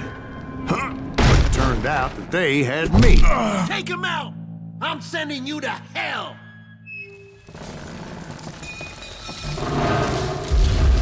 The Daltons had played me like a fiddle. All, is Apparently, the vigilantes were on their damn payroll. They didn't just want to shoot me. They wanted to burn me alive. But finding my way out of a burning labyrinth proved to be quite a challenge. It was a riverboat, right? I mean, it's not like it was a goddamn ocean liner. Well, yeah, but I was in a Did you fight. hear about that ship that's gonna launch next year? Largest one in the world. You're talking about the Titanic. If you ask me, it's too blessed big. I don't think it'll even float. So anyway... Don't be stupid, Steve. They know what they're doing. They say that the Titanic is unsinkable. Oh, God. But getting back to that steamboat, how'd you get off it, Mr. Greaves? I took in a lot of smoke that day, so I admit my recollection might be a bit hazy. But somehow I managed to finally disembark.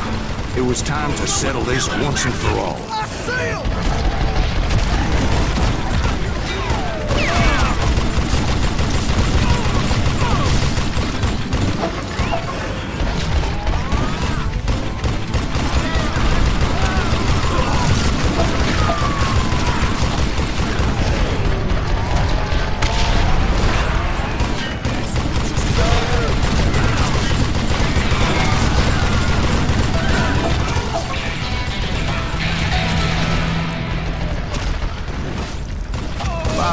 Weren't about to come at me one at a time. They were in this together. Two brothers side by side, determined to take me down. Confident that this time the odds were on their side.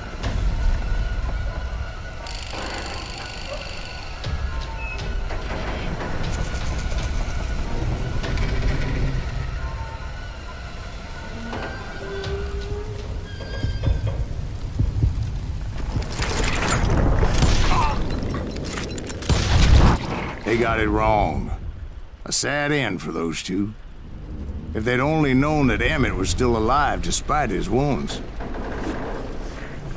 Paroled 14 years later, he moved to California and sold real estate and lived off the legend of that fateful day. And the tragic death of his two brothers.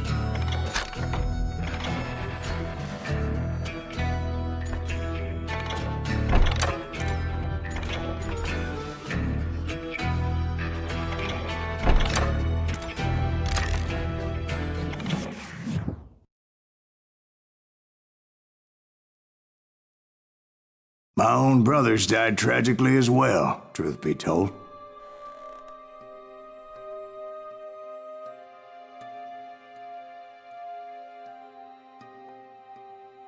It was 1868, and me and my older brothers were pulling a tidy profit running cattle into Juarez, Mexico.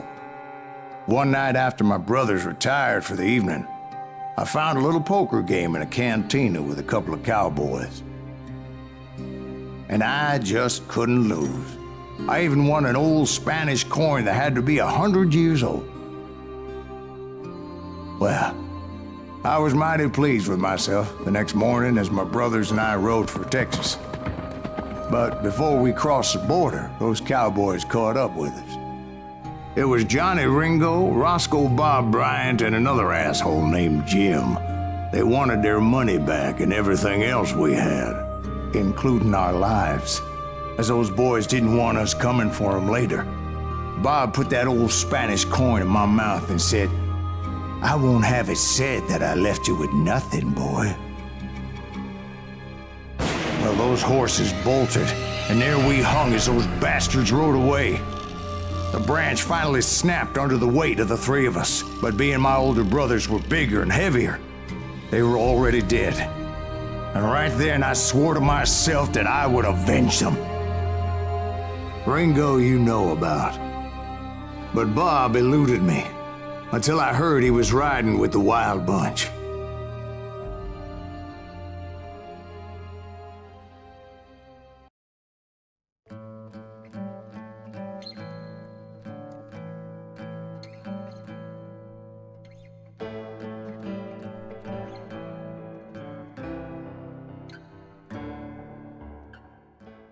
I'd been on their trail for months, ever since they left their hideout in the Bighorn Mountains. Led by Butch Cassidy, they were a loose association of outlaws who robbed banks and trains from Colorado to Montana. Among them was the Sundance Kid, and that murderous hombre I was tracking, Roscoe Bob Bryant. Were you a part of that giant Pinkerton posse after the Wild Bunch? No, boy. A circus like that would have slowed me down. Besides, I wanted Bryant all to myself. I'd heard about a large shipment of gold being transported to Wilcox, Wyoming on the Overland Flyer. I figured the Wild Bunch would likely hit such a treasure, and by God, I figured right. They blew the bridge with the intention of forcing the train to stop. Well, I assumed the Wild Bunch was likely in the still intact part of the train high above. I was determined to make that sumbitch Bob pay for what he did to my brothers.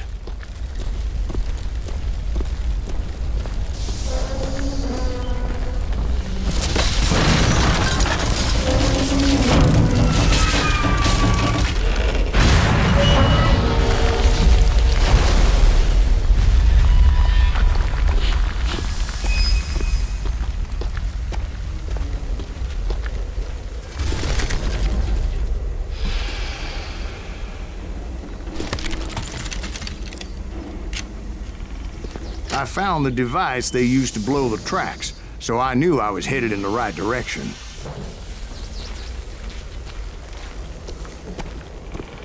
My ears are still ringing from blowing up that bridge. What'd you say? I can't hear a goddamn... Well, I made my way off unscathed and came upon a few members of the gang and had no choice but to dispatch them. From there, I had to negotiate an even more precarious route. But first, I would need to get my ass out of there.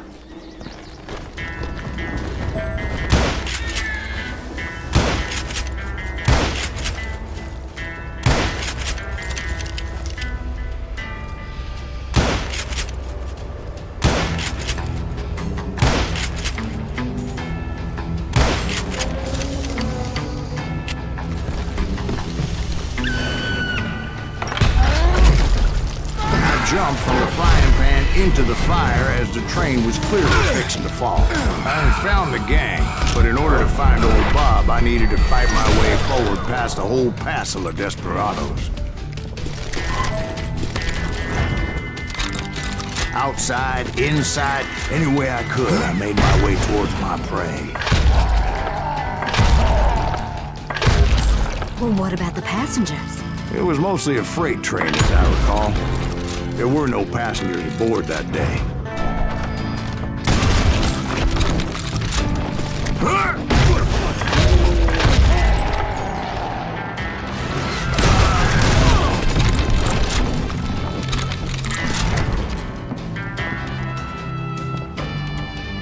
As I mentioned before, I am not fond of heights, but I was too busy dodging bullets to worry about falling to my death. Odds were I was likely to die that day anyway, so I was determined to take down as many of those bastards as I could.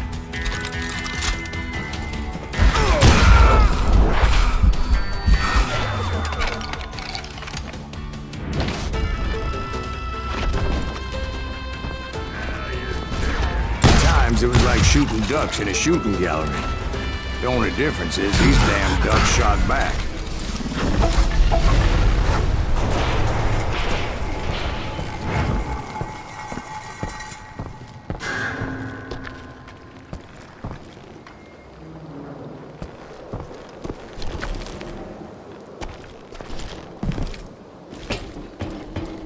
I kept hoping the law would show up and give me a hand. You mean like that giant Pinkerton posse that I read about? Did they come riding in, guns a-blazing to help?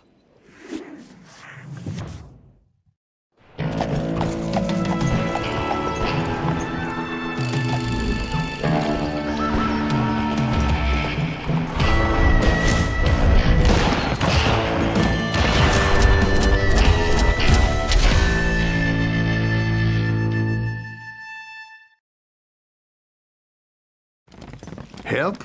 From the Pinkertons? No, son. I had to fight the Wild Bunch all by my lonesome, as usual. Who the hell is that? He's out of his mind! Take cover! Retreat! Retreat! You're dead! You hear me? Kill us all! Run!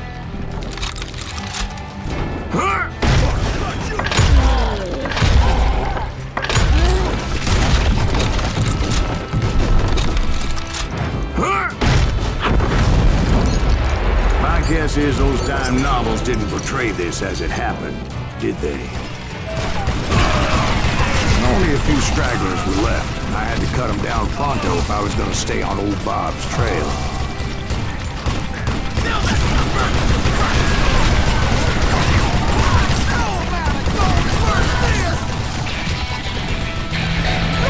If you want to live!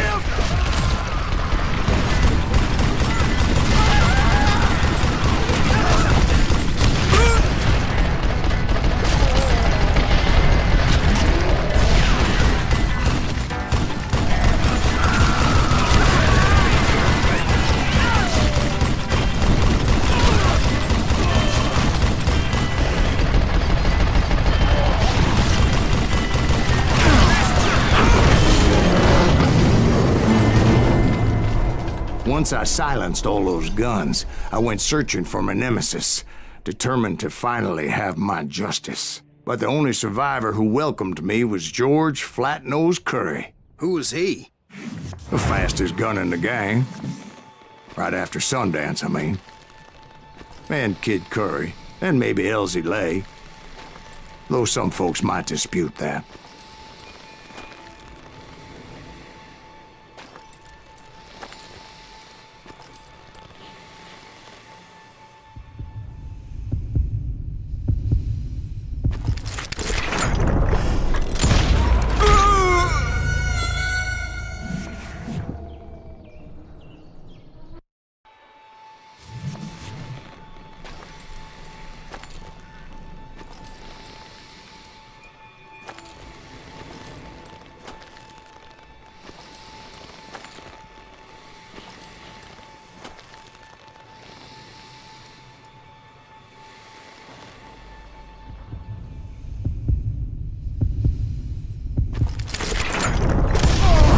On that very same day, Butch Cassidy and the Sundance Kid decided to leave the Wild Bunch behind and decamped for South America.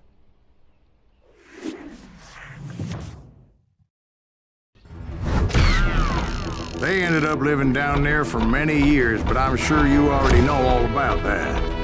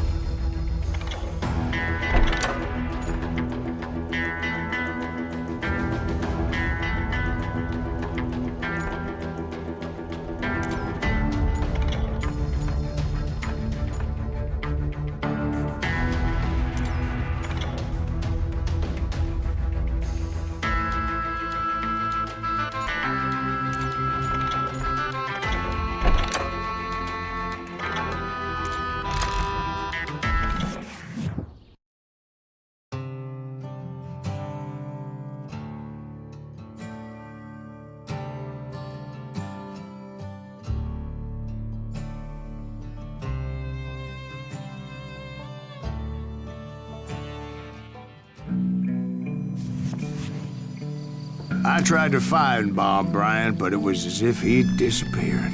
Sometime later, I heard the Wild Bunch was back together. Kid Curry escaped from jail, and now he was running the whole shebang. So I took to their trail, as I was still in pursuit of my brother's killer and hoped that he was back with him.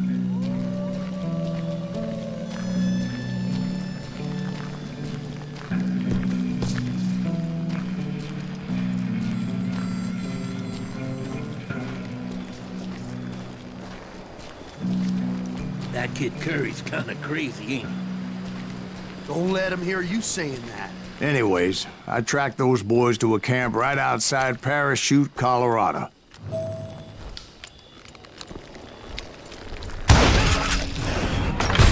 Being outnumbered, I didn't bother with a warning shot. I just started taking those bastards down. I'm ending you. Old Bob wasn't among them, and neither was Kid Curry. I could sense him close by, however, plotting something nasty. I just needed a clue as to their whereabouts.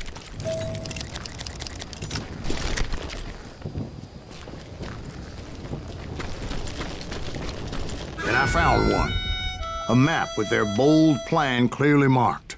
This time they were fixing to blow up a train trestle. Property of the Union Pacific.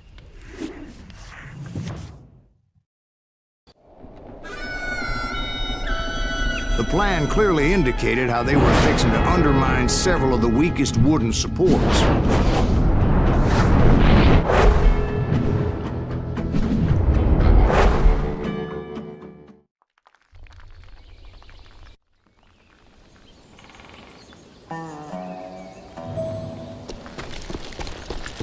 Kid Curry was considered the wildest of the Wild Bunch. It was said that he fathered 85 bastard children, though some say it was only 5.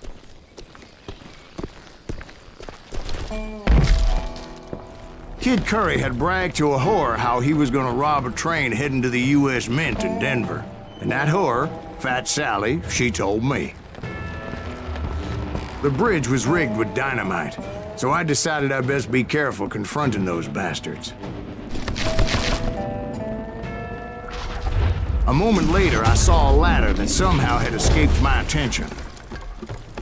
Don't you blow us up now. Don't worry, I know what I'm doing.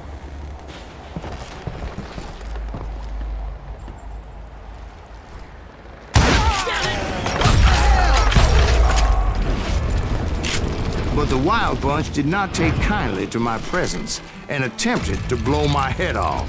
It appeared the kid had found a number of new recruits to bolster their ranks. Guess there's always desperate men willing to trade their lives for stolen treasure. What happened next? Well, having removed the first bundle of dynamite, I decided I might as well remove the other one. Once that was done, I figured I'd find my way from there.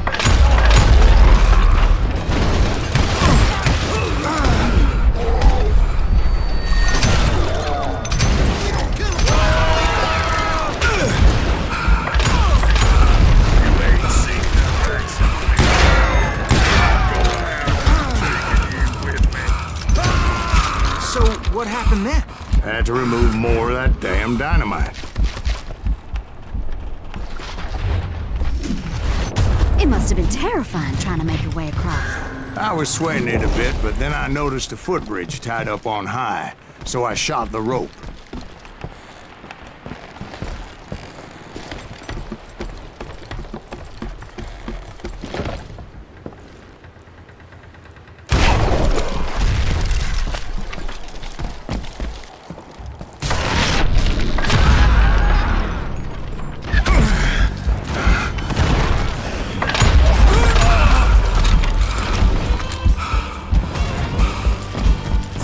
All the dynamite?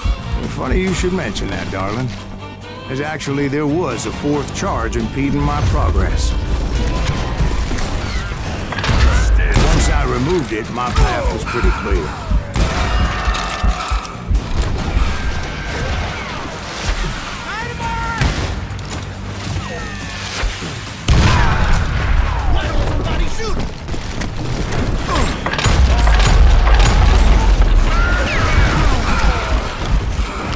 proceeded onward and realized that that way just wasn't gonna work.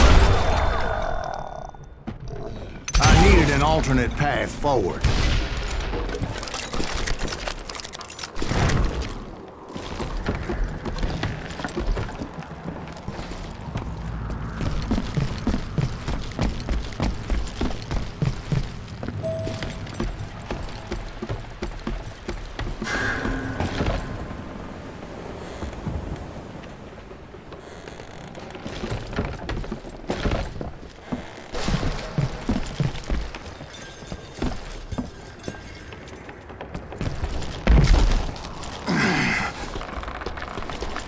Luckily, I found a cave, and as I made my way back to the bridge, I saw something that concerned me. It was a long, burning fuse, and it was moving fast as hell. I had to catch it.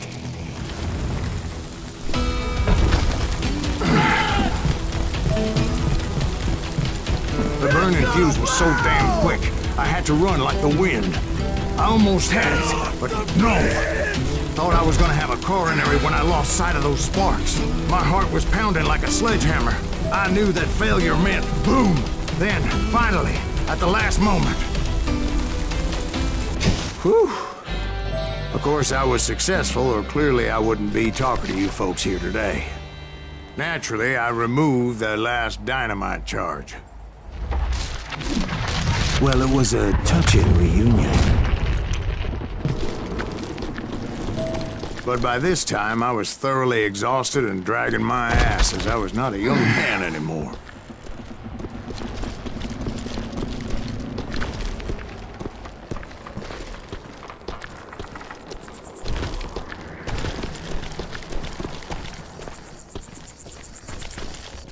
Kill that SOB! Send them to forget! Finally, I found those boys. Or more precisely, they found me. Beast Gracer and Kid Curry asked me! Damn you! To pick you up!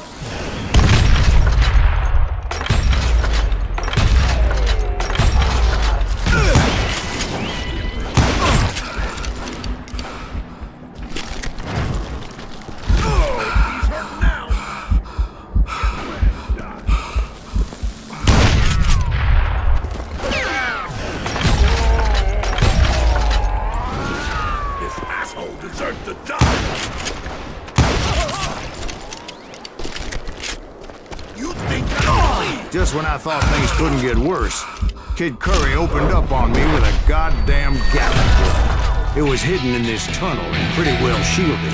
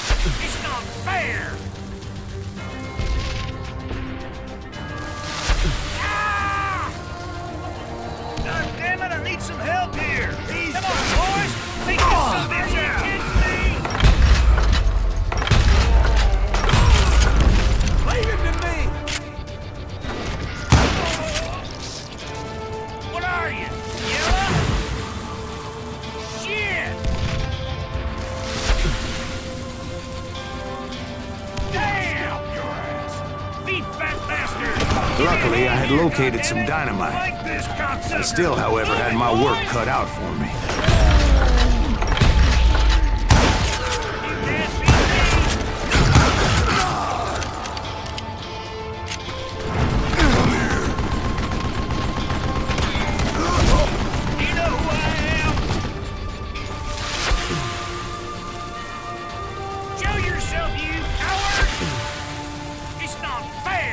Eventually, I brought that tunnel down. And that's when I met Kid Curry himself.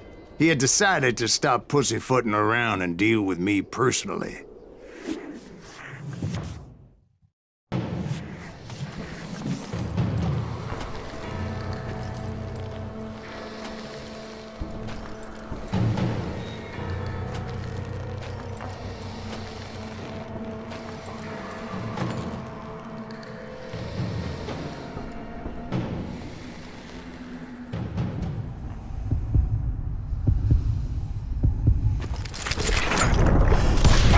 Fast as he was, I was just a bit faster.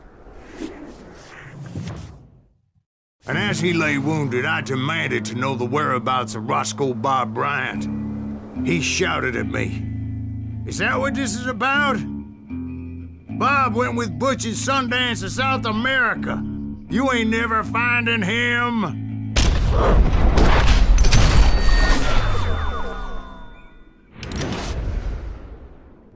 Those were his last words.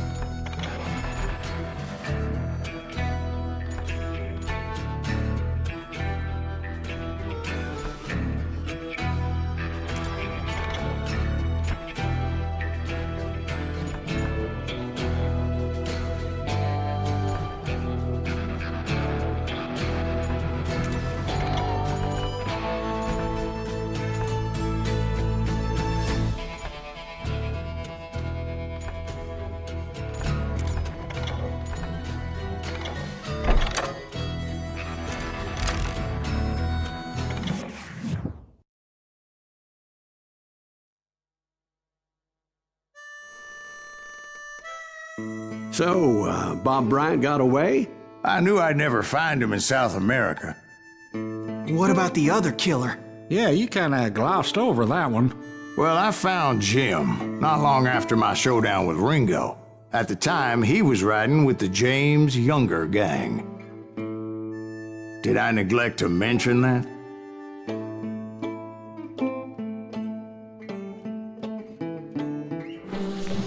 Jesse James? The greatest outlaw who ever lived? Jesse and his kin rode with Quantrill when he raided Lawrence, Kansas, and killed near 200 people, boy. Nothing great about that. And from there, him and his brother went on to rob banks and trains from Kansas to Missouri. Which is why there was such a rich bounty on their heads. 40 grand for both of them, dead or alive. That's one hell of a payday.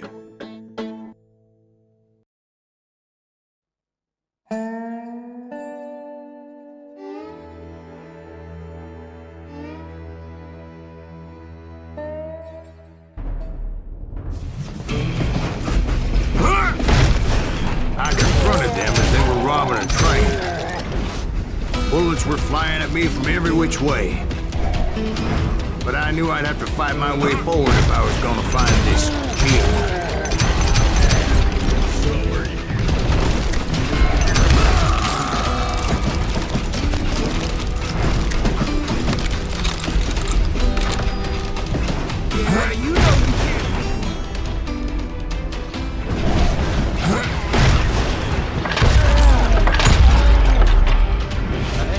Now wait a second. Now, how'd they stop this train in the first place? Well, the James boys were experts at this.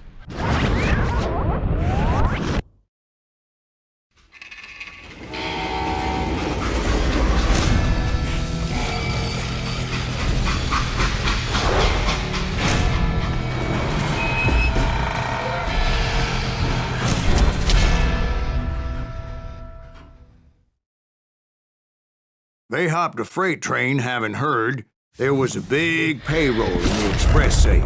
So, I hopped the same train.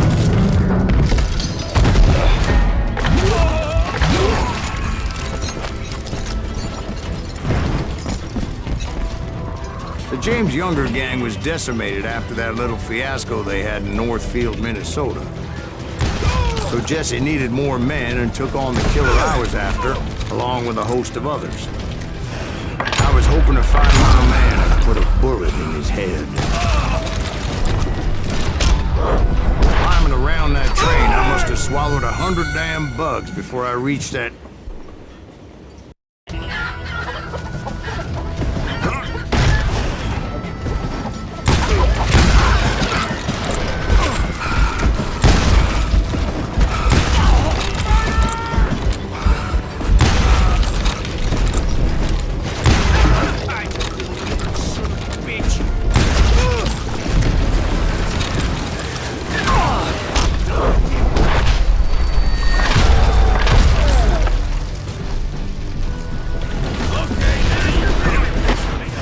Anyway, excuse me, Ben. Where would I find the gentleman's facilities? Suddenly I have an urgent need to drain my one-eyed snake. Well, I've had more than a few drinks, and I've been sitting here for quite a spell. Right through there. Let me show you.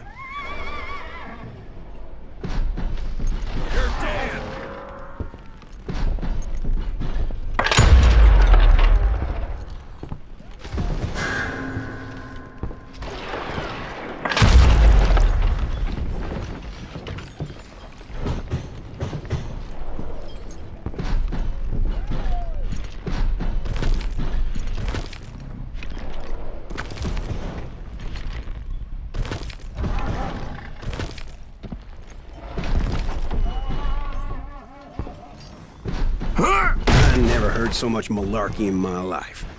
You think he's bullshitting us? You don't think he's Silas Greaves? I think he's just some old drunk looking for some free liquor.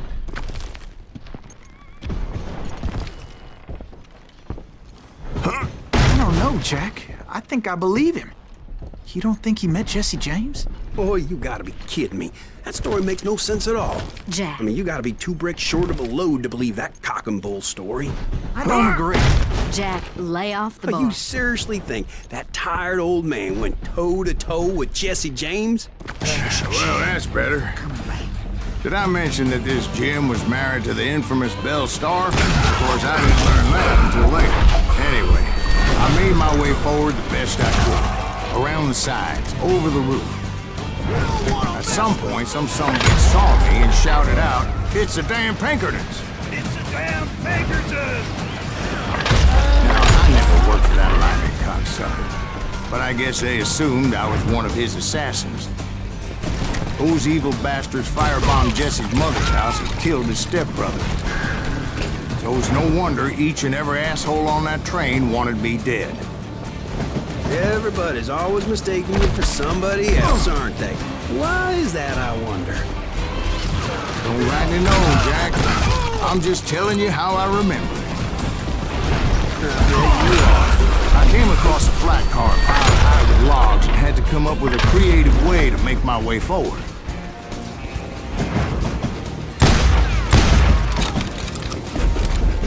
I wondered if I was ever going to find the front of that train, or the bastard I was after.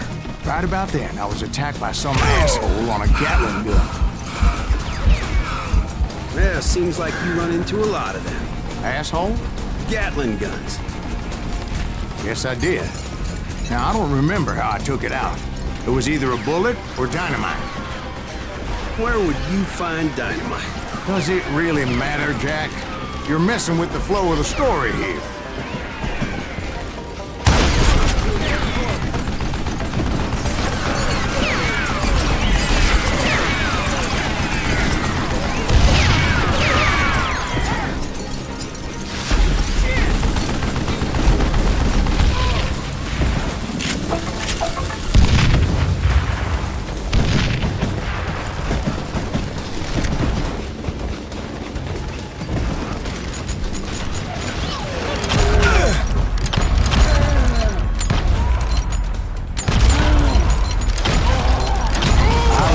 For Jim and shooting any son of a bitch stupid enough to get in my way.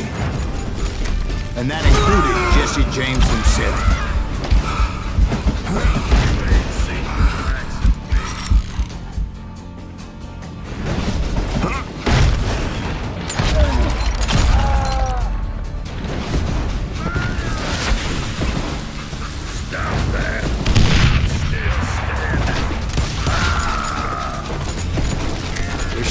lot of men determined to die that day.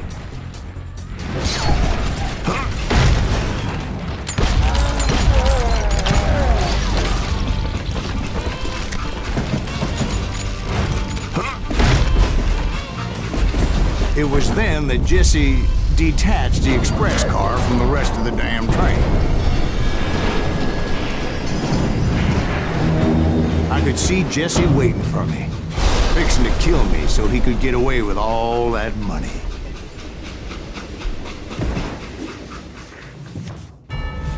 You had a showdown with Jesse James? Of course he didn't. Everybody knows that Jesse was killed by Bob Ford. Yeah, Jesse went out like John Wesley Hardin. Coward shot him in the back of the head. Guess it doesn't matter how far you run, does it, Ben? Your past always catches up with you.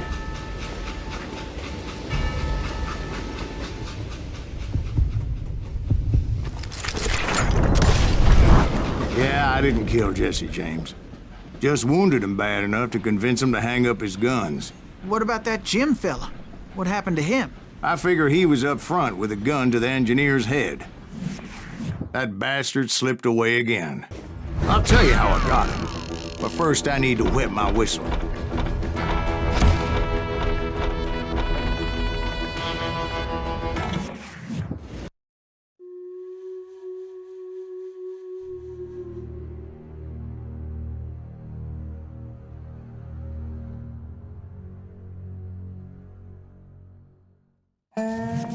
After my showdown with Jesse, I continued to track his brother, Frank, and that sumbitch Jim.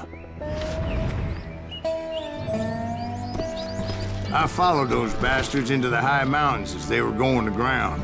What mountains would that be? Somewhere in the Ozarks, I believe. The perfect place to hide out from the authorities.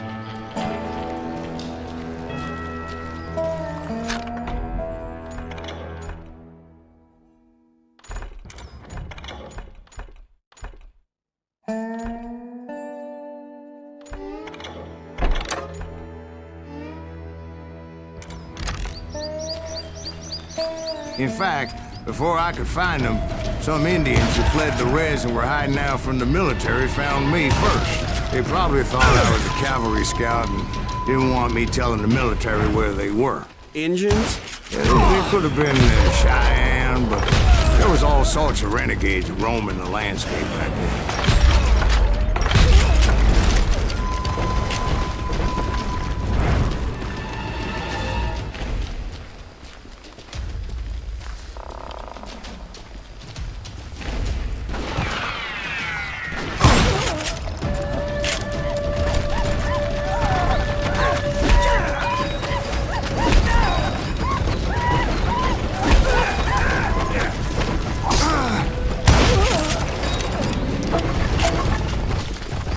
Hey, how about another whiskey, Ben? Nothing better to soothe the troubled soul.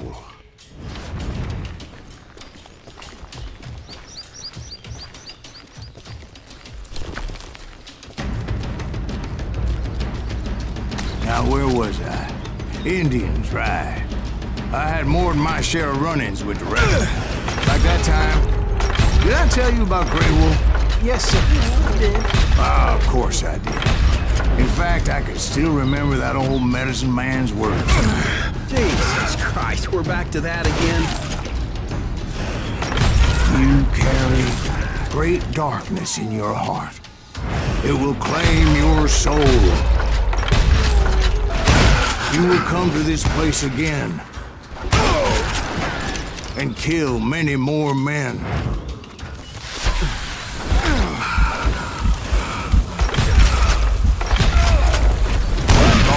Will grow until it consumes everything you are.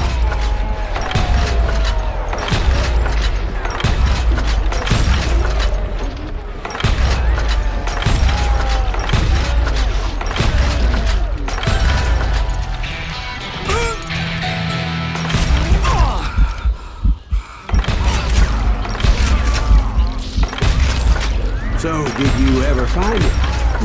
The man you were after. Let me ask you something, Ben. You ever think about death? Mr. Greaves, are you all right? Oh, Dell. Oh, Dell. Won't you spare me over till another year? What is this that I can't see with ice cold hands taking hold of me? Well, I am death, none can excel. I'll open the door to heaven or hell. Oh, Dell, won't you spare me over till another year? So are you gonna answer the question? What question is that? Jim Reed.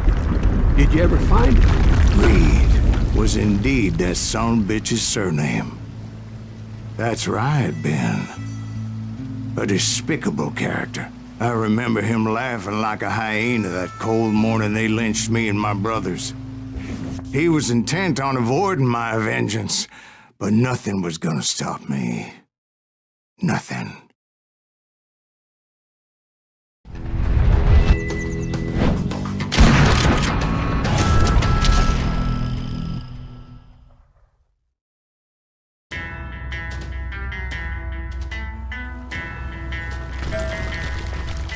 I finally did track those outlaws down. They had long rifles with scopes and were well positioned to pick off any poor soul who came anywhere close.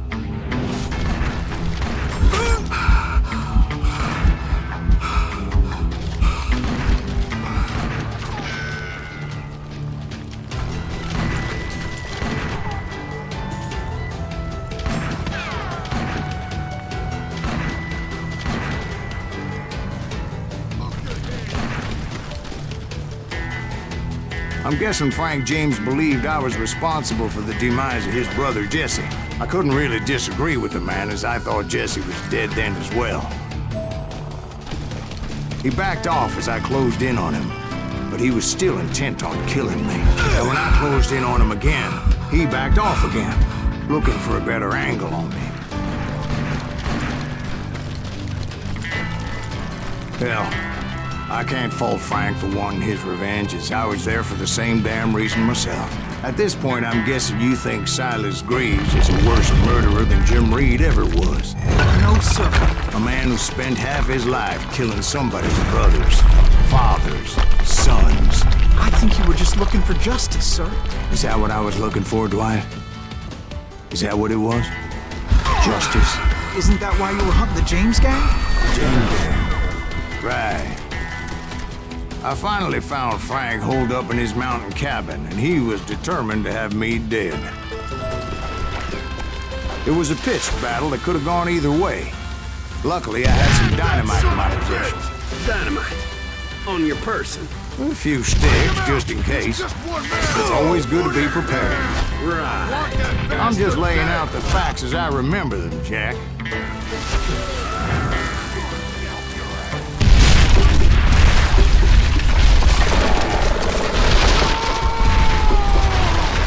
Old shack? Well, it went tumbling right off that cliff. With Frank James still in it?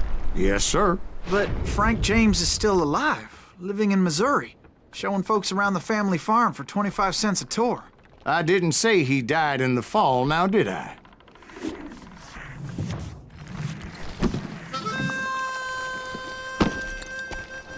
I'm done with this damnable outlaw life! Kill me, don't kill me, do what you will! At this point, I just don't give a shit! I explained to Frank that I had nothing against him personally and that I was looking for someone else. You want Reed? Have at him! I never did like that bastard! I am done here! We parted in peace as Frank pointed out the path to my prey before making his way back down the hill.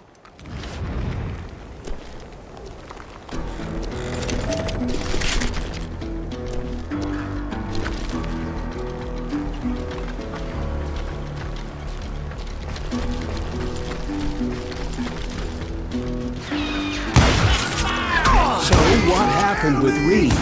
Well, I finally found the last of the gang hiding in a nearby cave. First, I had to dispatch the lookouts, as I was determined not to let that murderer escape my revenge again. But rather than wander in willy-nilly, I decided it would be better to smoke that sumbitch out. "Hey, Reed!" I shouted. "No wonder you're so ornery. Can't be easy being married to Belle Starr. While you're off providing for the family, she's spreading her legs for every Tom, Dick, and Cole Younger. Not an attractive woman exactly, but very friendly. At least she was to me." Son of a bitch!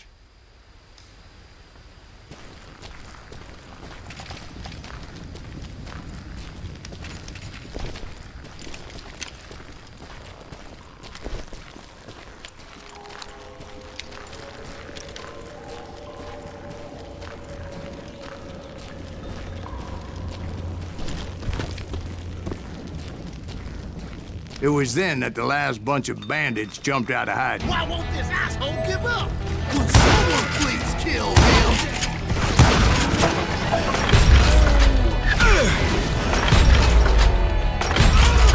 What's he trying to prove?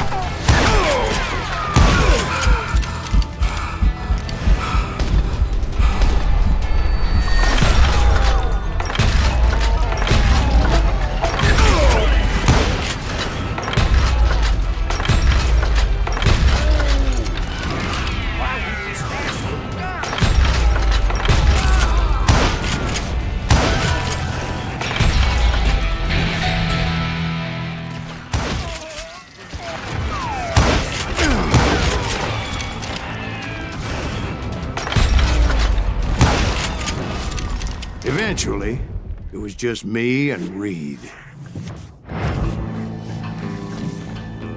I had waited a long time to face him down, so I could repay him for what he did to my brothers.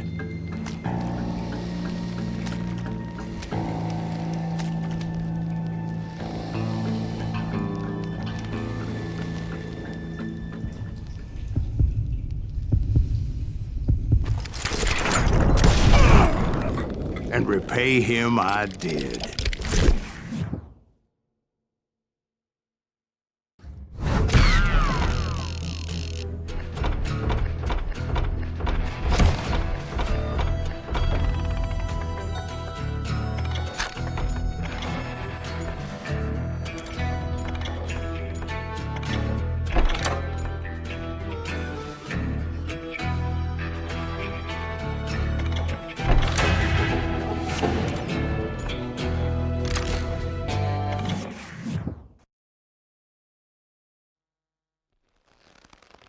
Well, I don't know about you boys, but I'm pretty beat. Well, it's too damn bad you never found that Bob character. Seems a shame he never had to pay. Well, funny thing about that, I did have one more chance at him.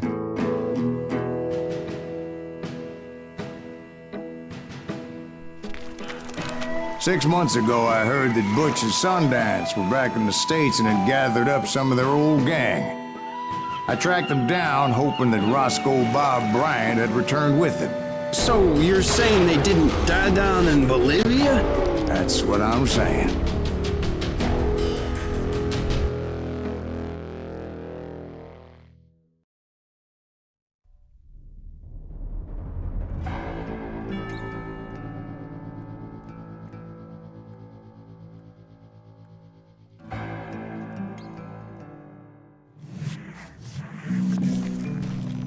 "40 years I had waited to get my hands on the last of my brother's killers.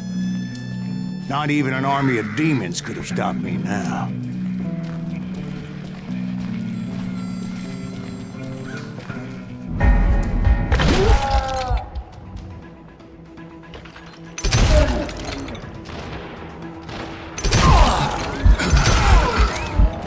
Old Johnny Ringo and Jim Reed fell fairly quickly. But the last one, Roscoe Bob Bryant. That son of a bitch had managed to escape my vengeance time and time again. I couldn't even be certain I'd recognize him after all those years. By now, he had to be close to 70. For all you know, he could have been dead. That thought had indeed crossed my mind, as did others. For instance, did my thirst for vengeance turn me into something worse than the man I was after? By this point in my storied career, I had killed more men than Bob Bryant ever had. I was furious as hell at that bastard for making me who I am.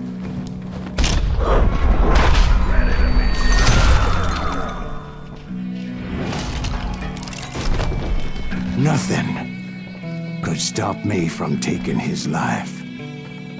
I'd been after that killer forever. From the time I rode with Billy the Kid. But that chapter of my story you already know.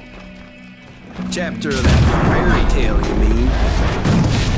Suddenly it was 1910. There I was, an old man roaming a ghost town dead almost 2 decades. The town was falling apart, just like me.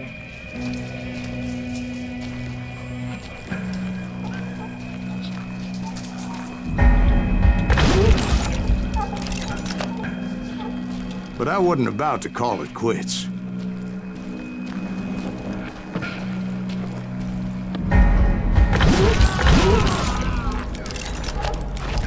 Even though the ghosts of my dead brothers were begging me to end what I started so long ago. Mr. Graves, are you all right? Would you like some water? The Wild Bunch knew I was there. They were after a treasure they had hidden before they fled, buried in the grave of a dead amigo. Some folks think the town is haunted, so they figured there wouldn't be many people poking around. I intended to fill that grave with Bob Bryant's corpse. But like I said, the bandits knew I was on to them. They lured me in and hit me with everything they had.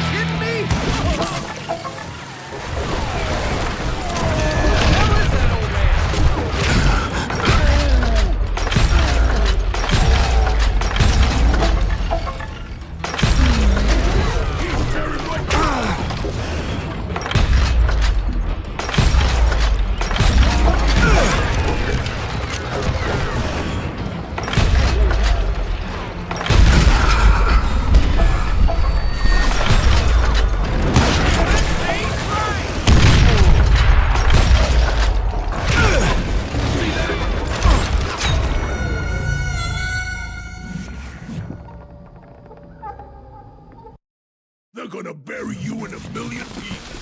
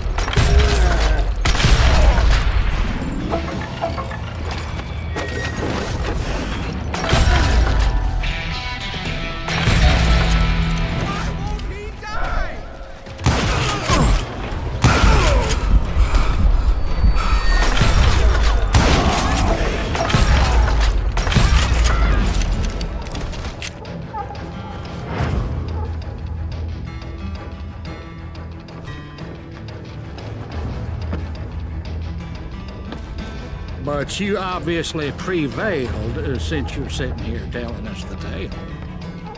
Actually, in that moment, I did not prevail. So I suppose we're talking to a ghost. Funny you should put it like that, Jack.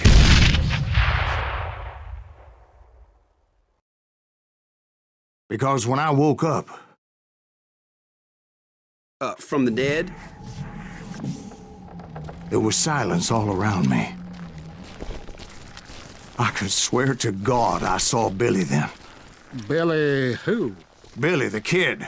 William Bonney. He was shooting at me from a rooftop. Here, there, even over there. So I am right. You are titched in the head. Mr. Greaves, perhaps we should switch you to coffee? You see that old Indian again, too? No, but I did see Billy's killer, Patrick Floyd Garrett. He came at me, guns a-blazing. But I knew that old war horse had died 2 years before. I wondered if maybe I was dead too and confronting the ghosts of my past.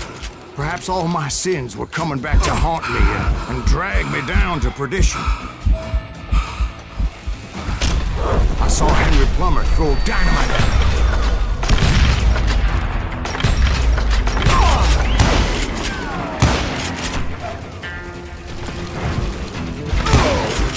In the gates of the cemetery, I saw John Wesley Hart, just like I remembered him.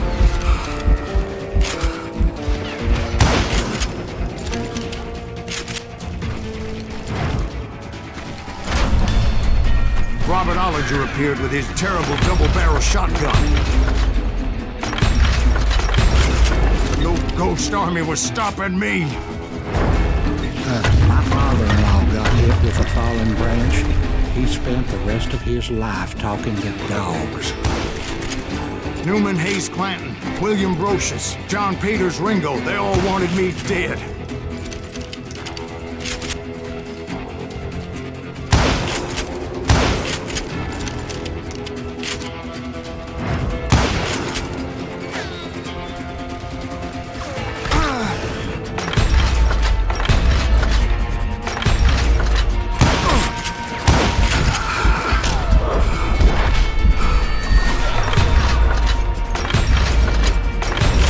The Dalton brothers, Robert and Grattan, guardians of the Garden of the Dead.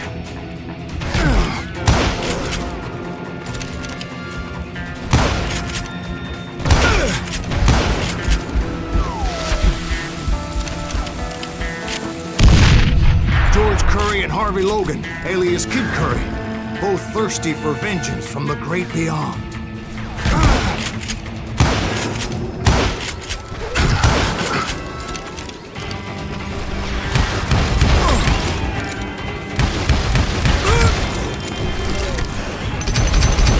Jesse, Woodson, James, and Jim Reed.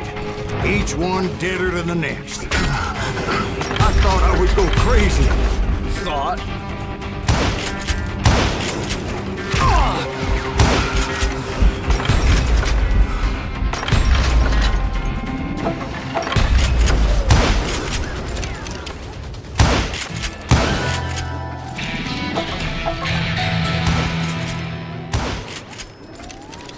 Finally, I saw Harry Alonzo Longabaugh.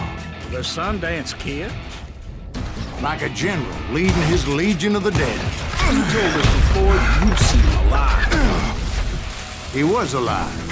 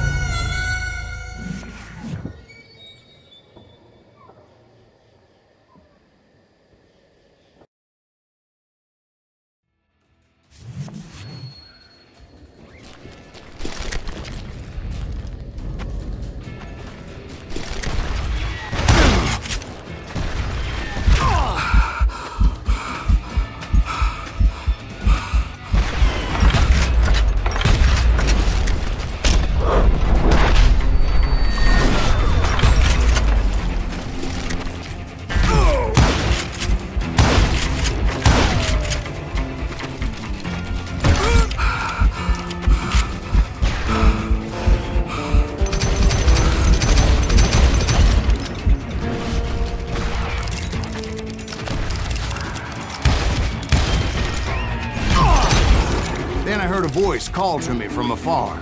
It was Robert Leroy Parker, a.k.a. Butch Cassidy, coming at me from out of the fog. Thanks for taking care of that bastard.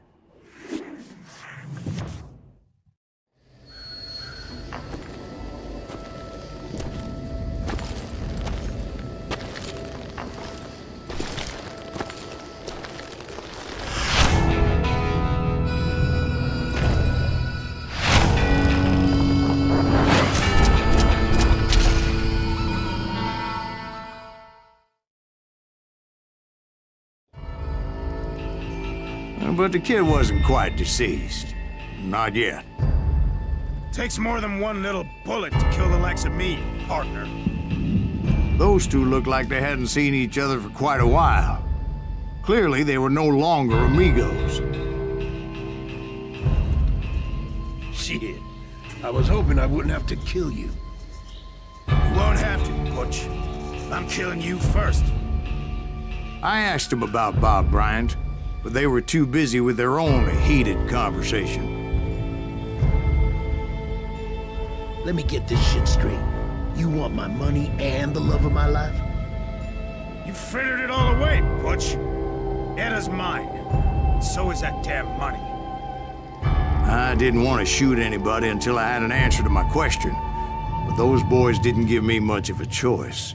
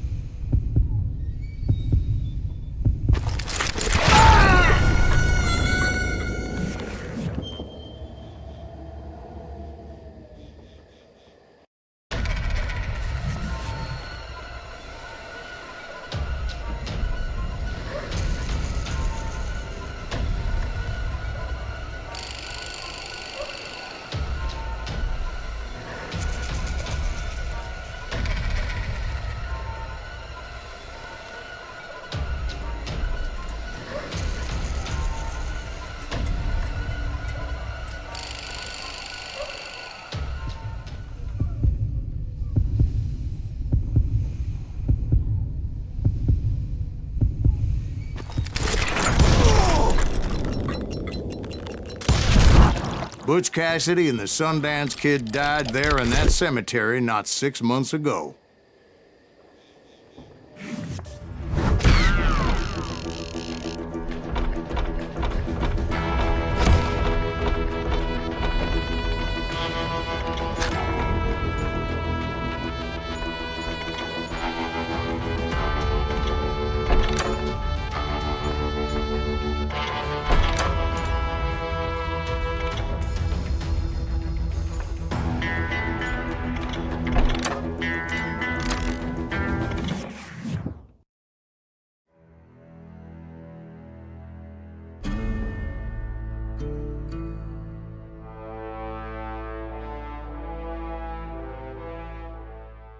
Butch Cassidy and the Sundance Kid were killed by the Bolivian army. Everybody knows that. That's the legend, but it ain't the truth.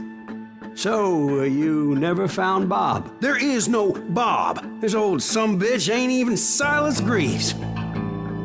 Sir, is that true? Have you been pulling our legs this whole time? Well, not the whole time. Oh man, I think you've worn out your welcome here. Maybe you're right, Jack. Maybe it's time to pay. You see, Ben, or should I say Bob, your past always catches up with you. I was a different man back then, crazy. Drinking, I've changed my ways, I swear to you. If I could turn back the clock, But you can't, Bob.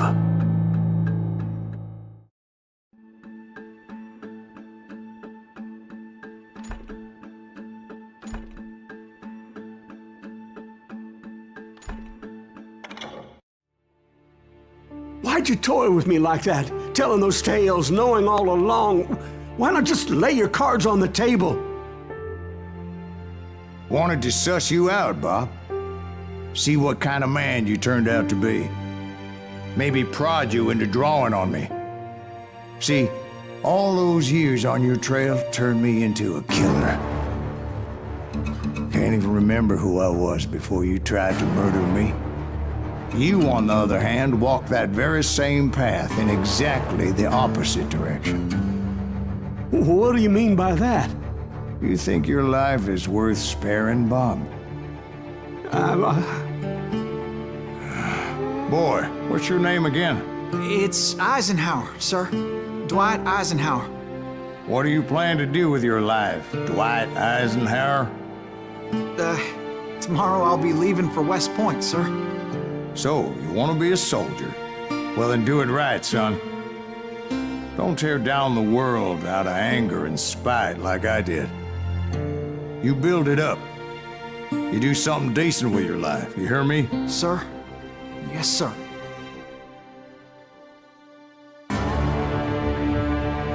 I won't have it said I left you with nothing, Bob.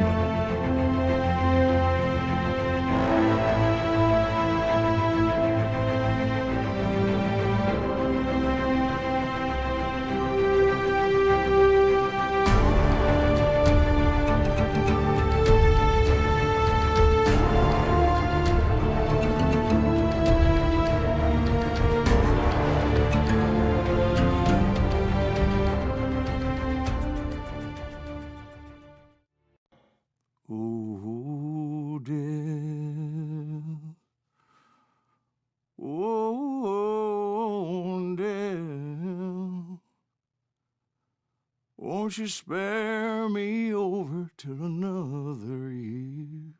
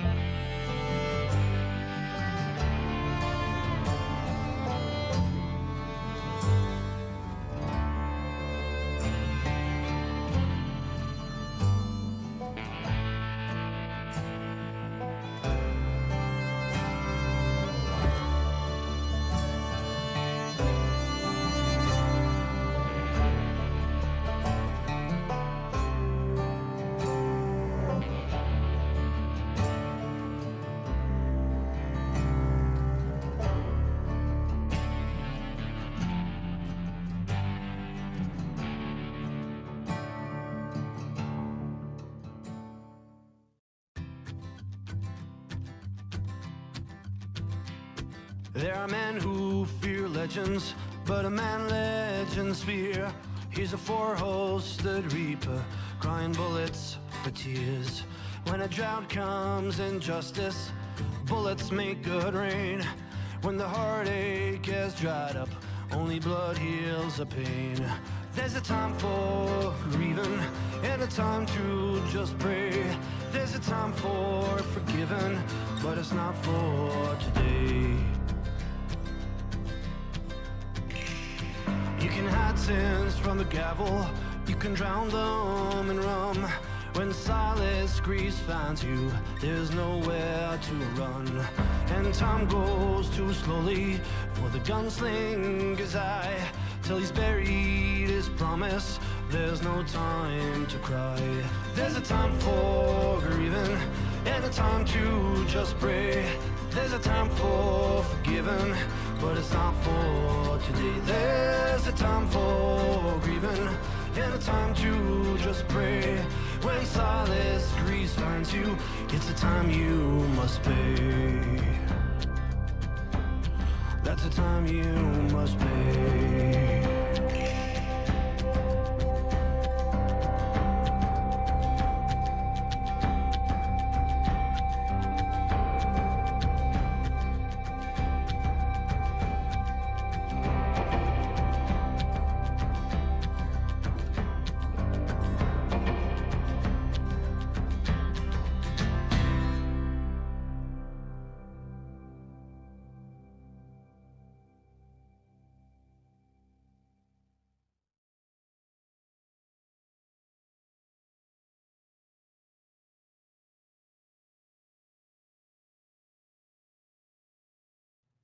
Oh, Dell. Oh, Dell. Won't you spare me over till another year?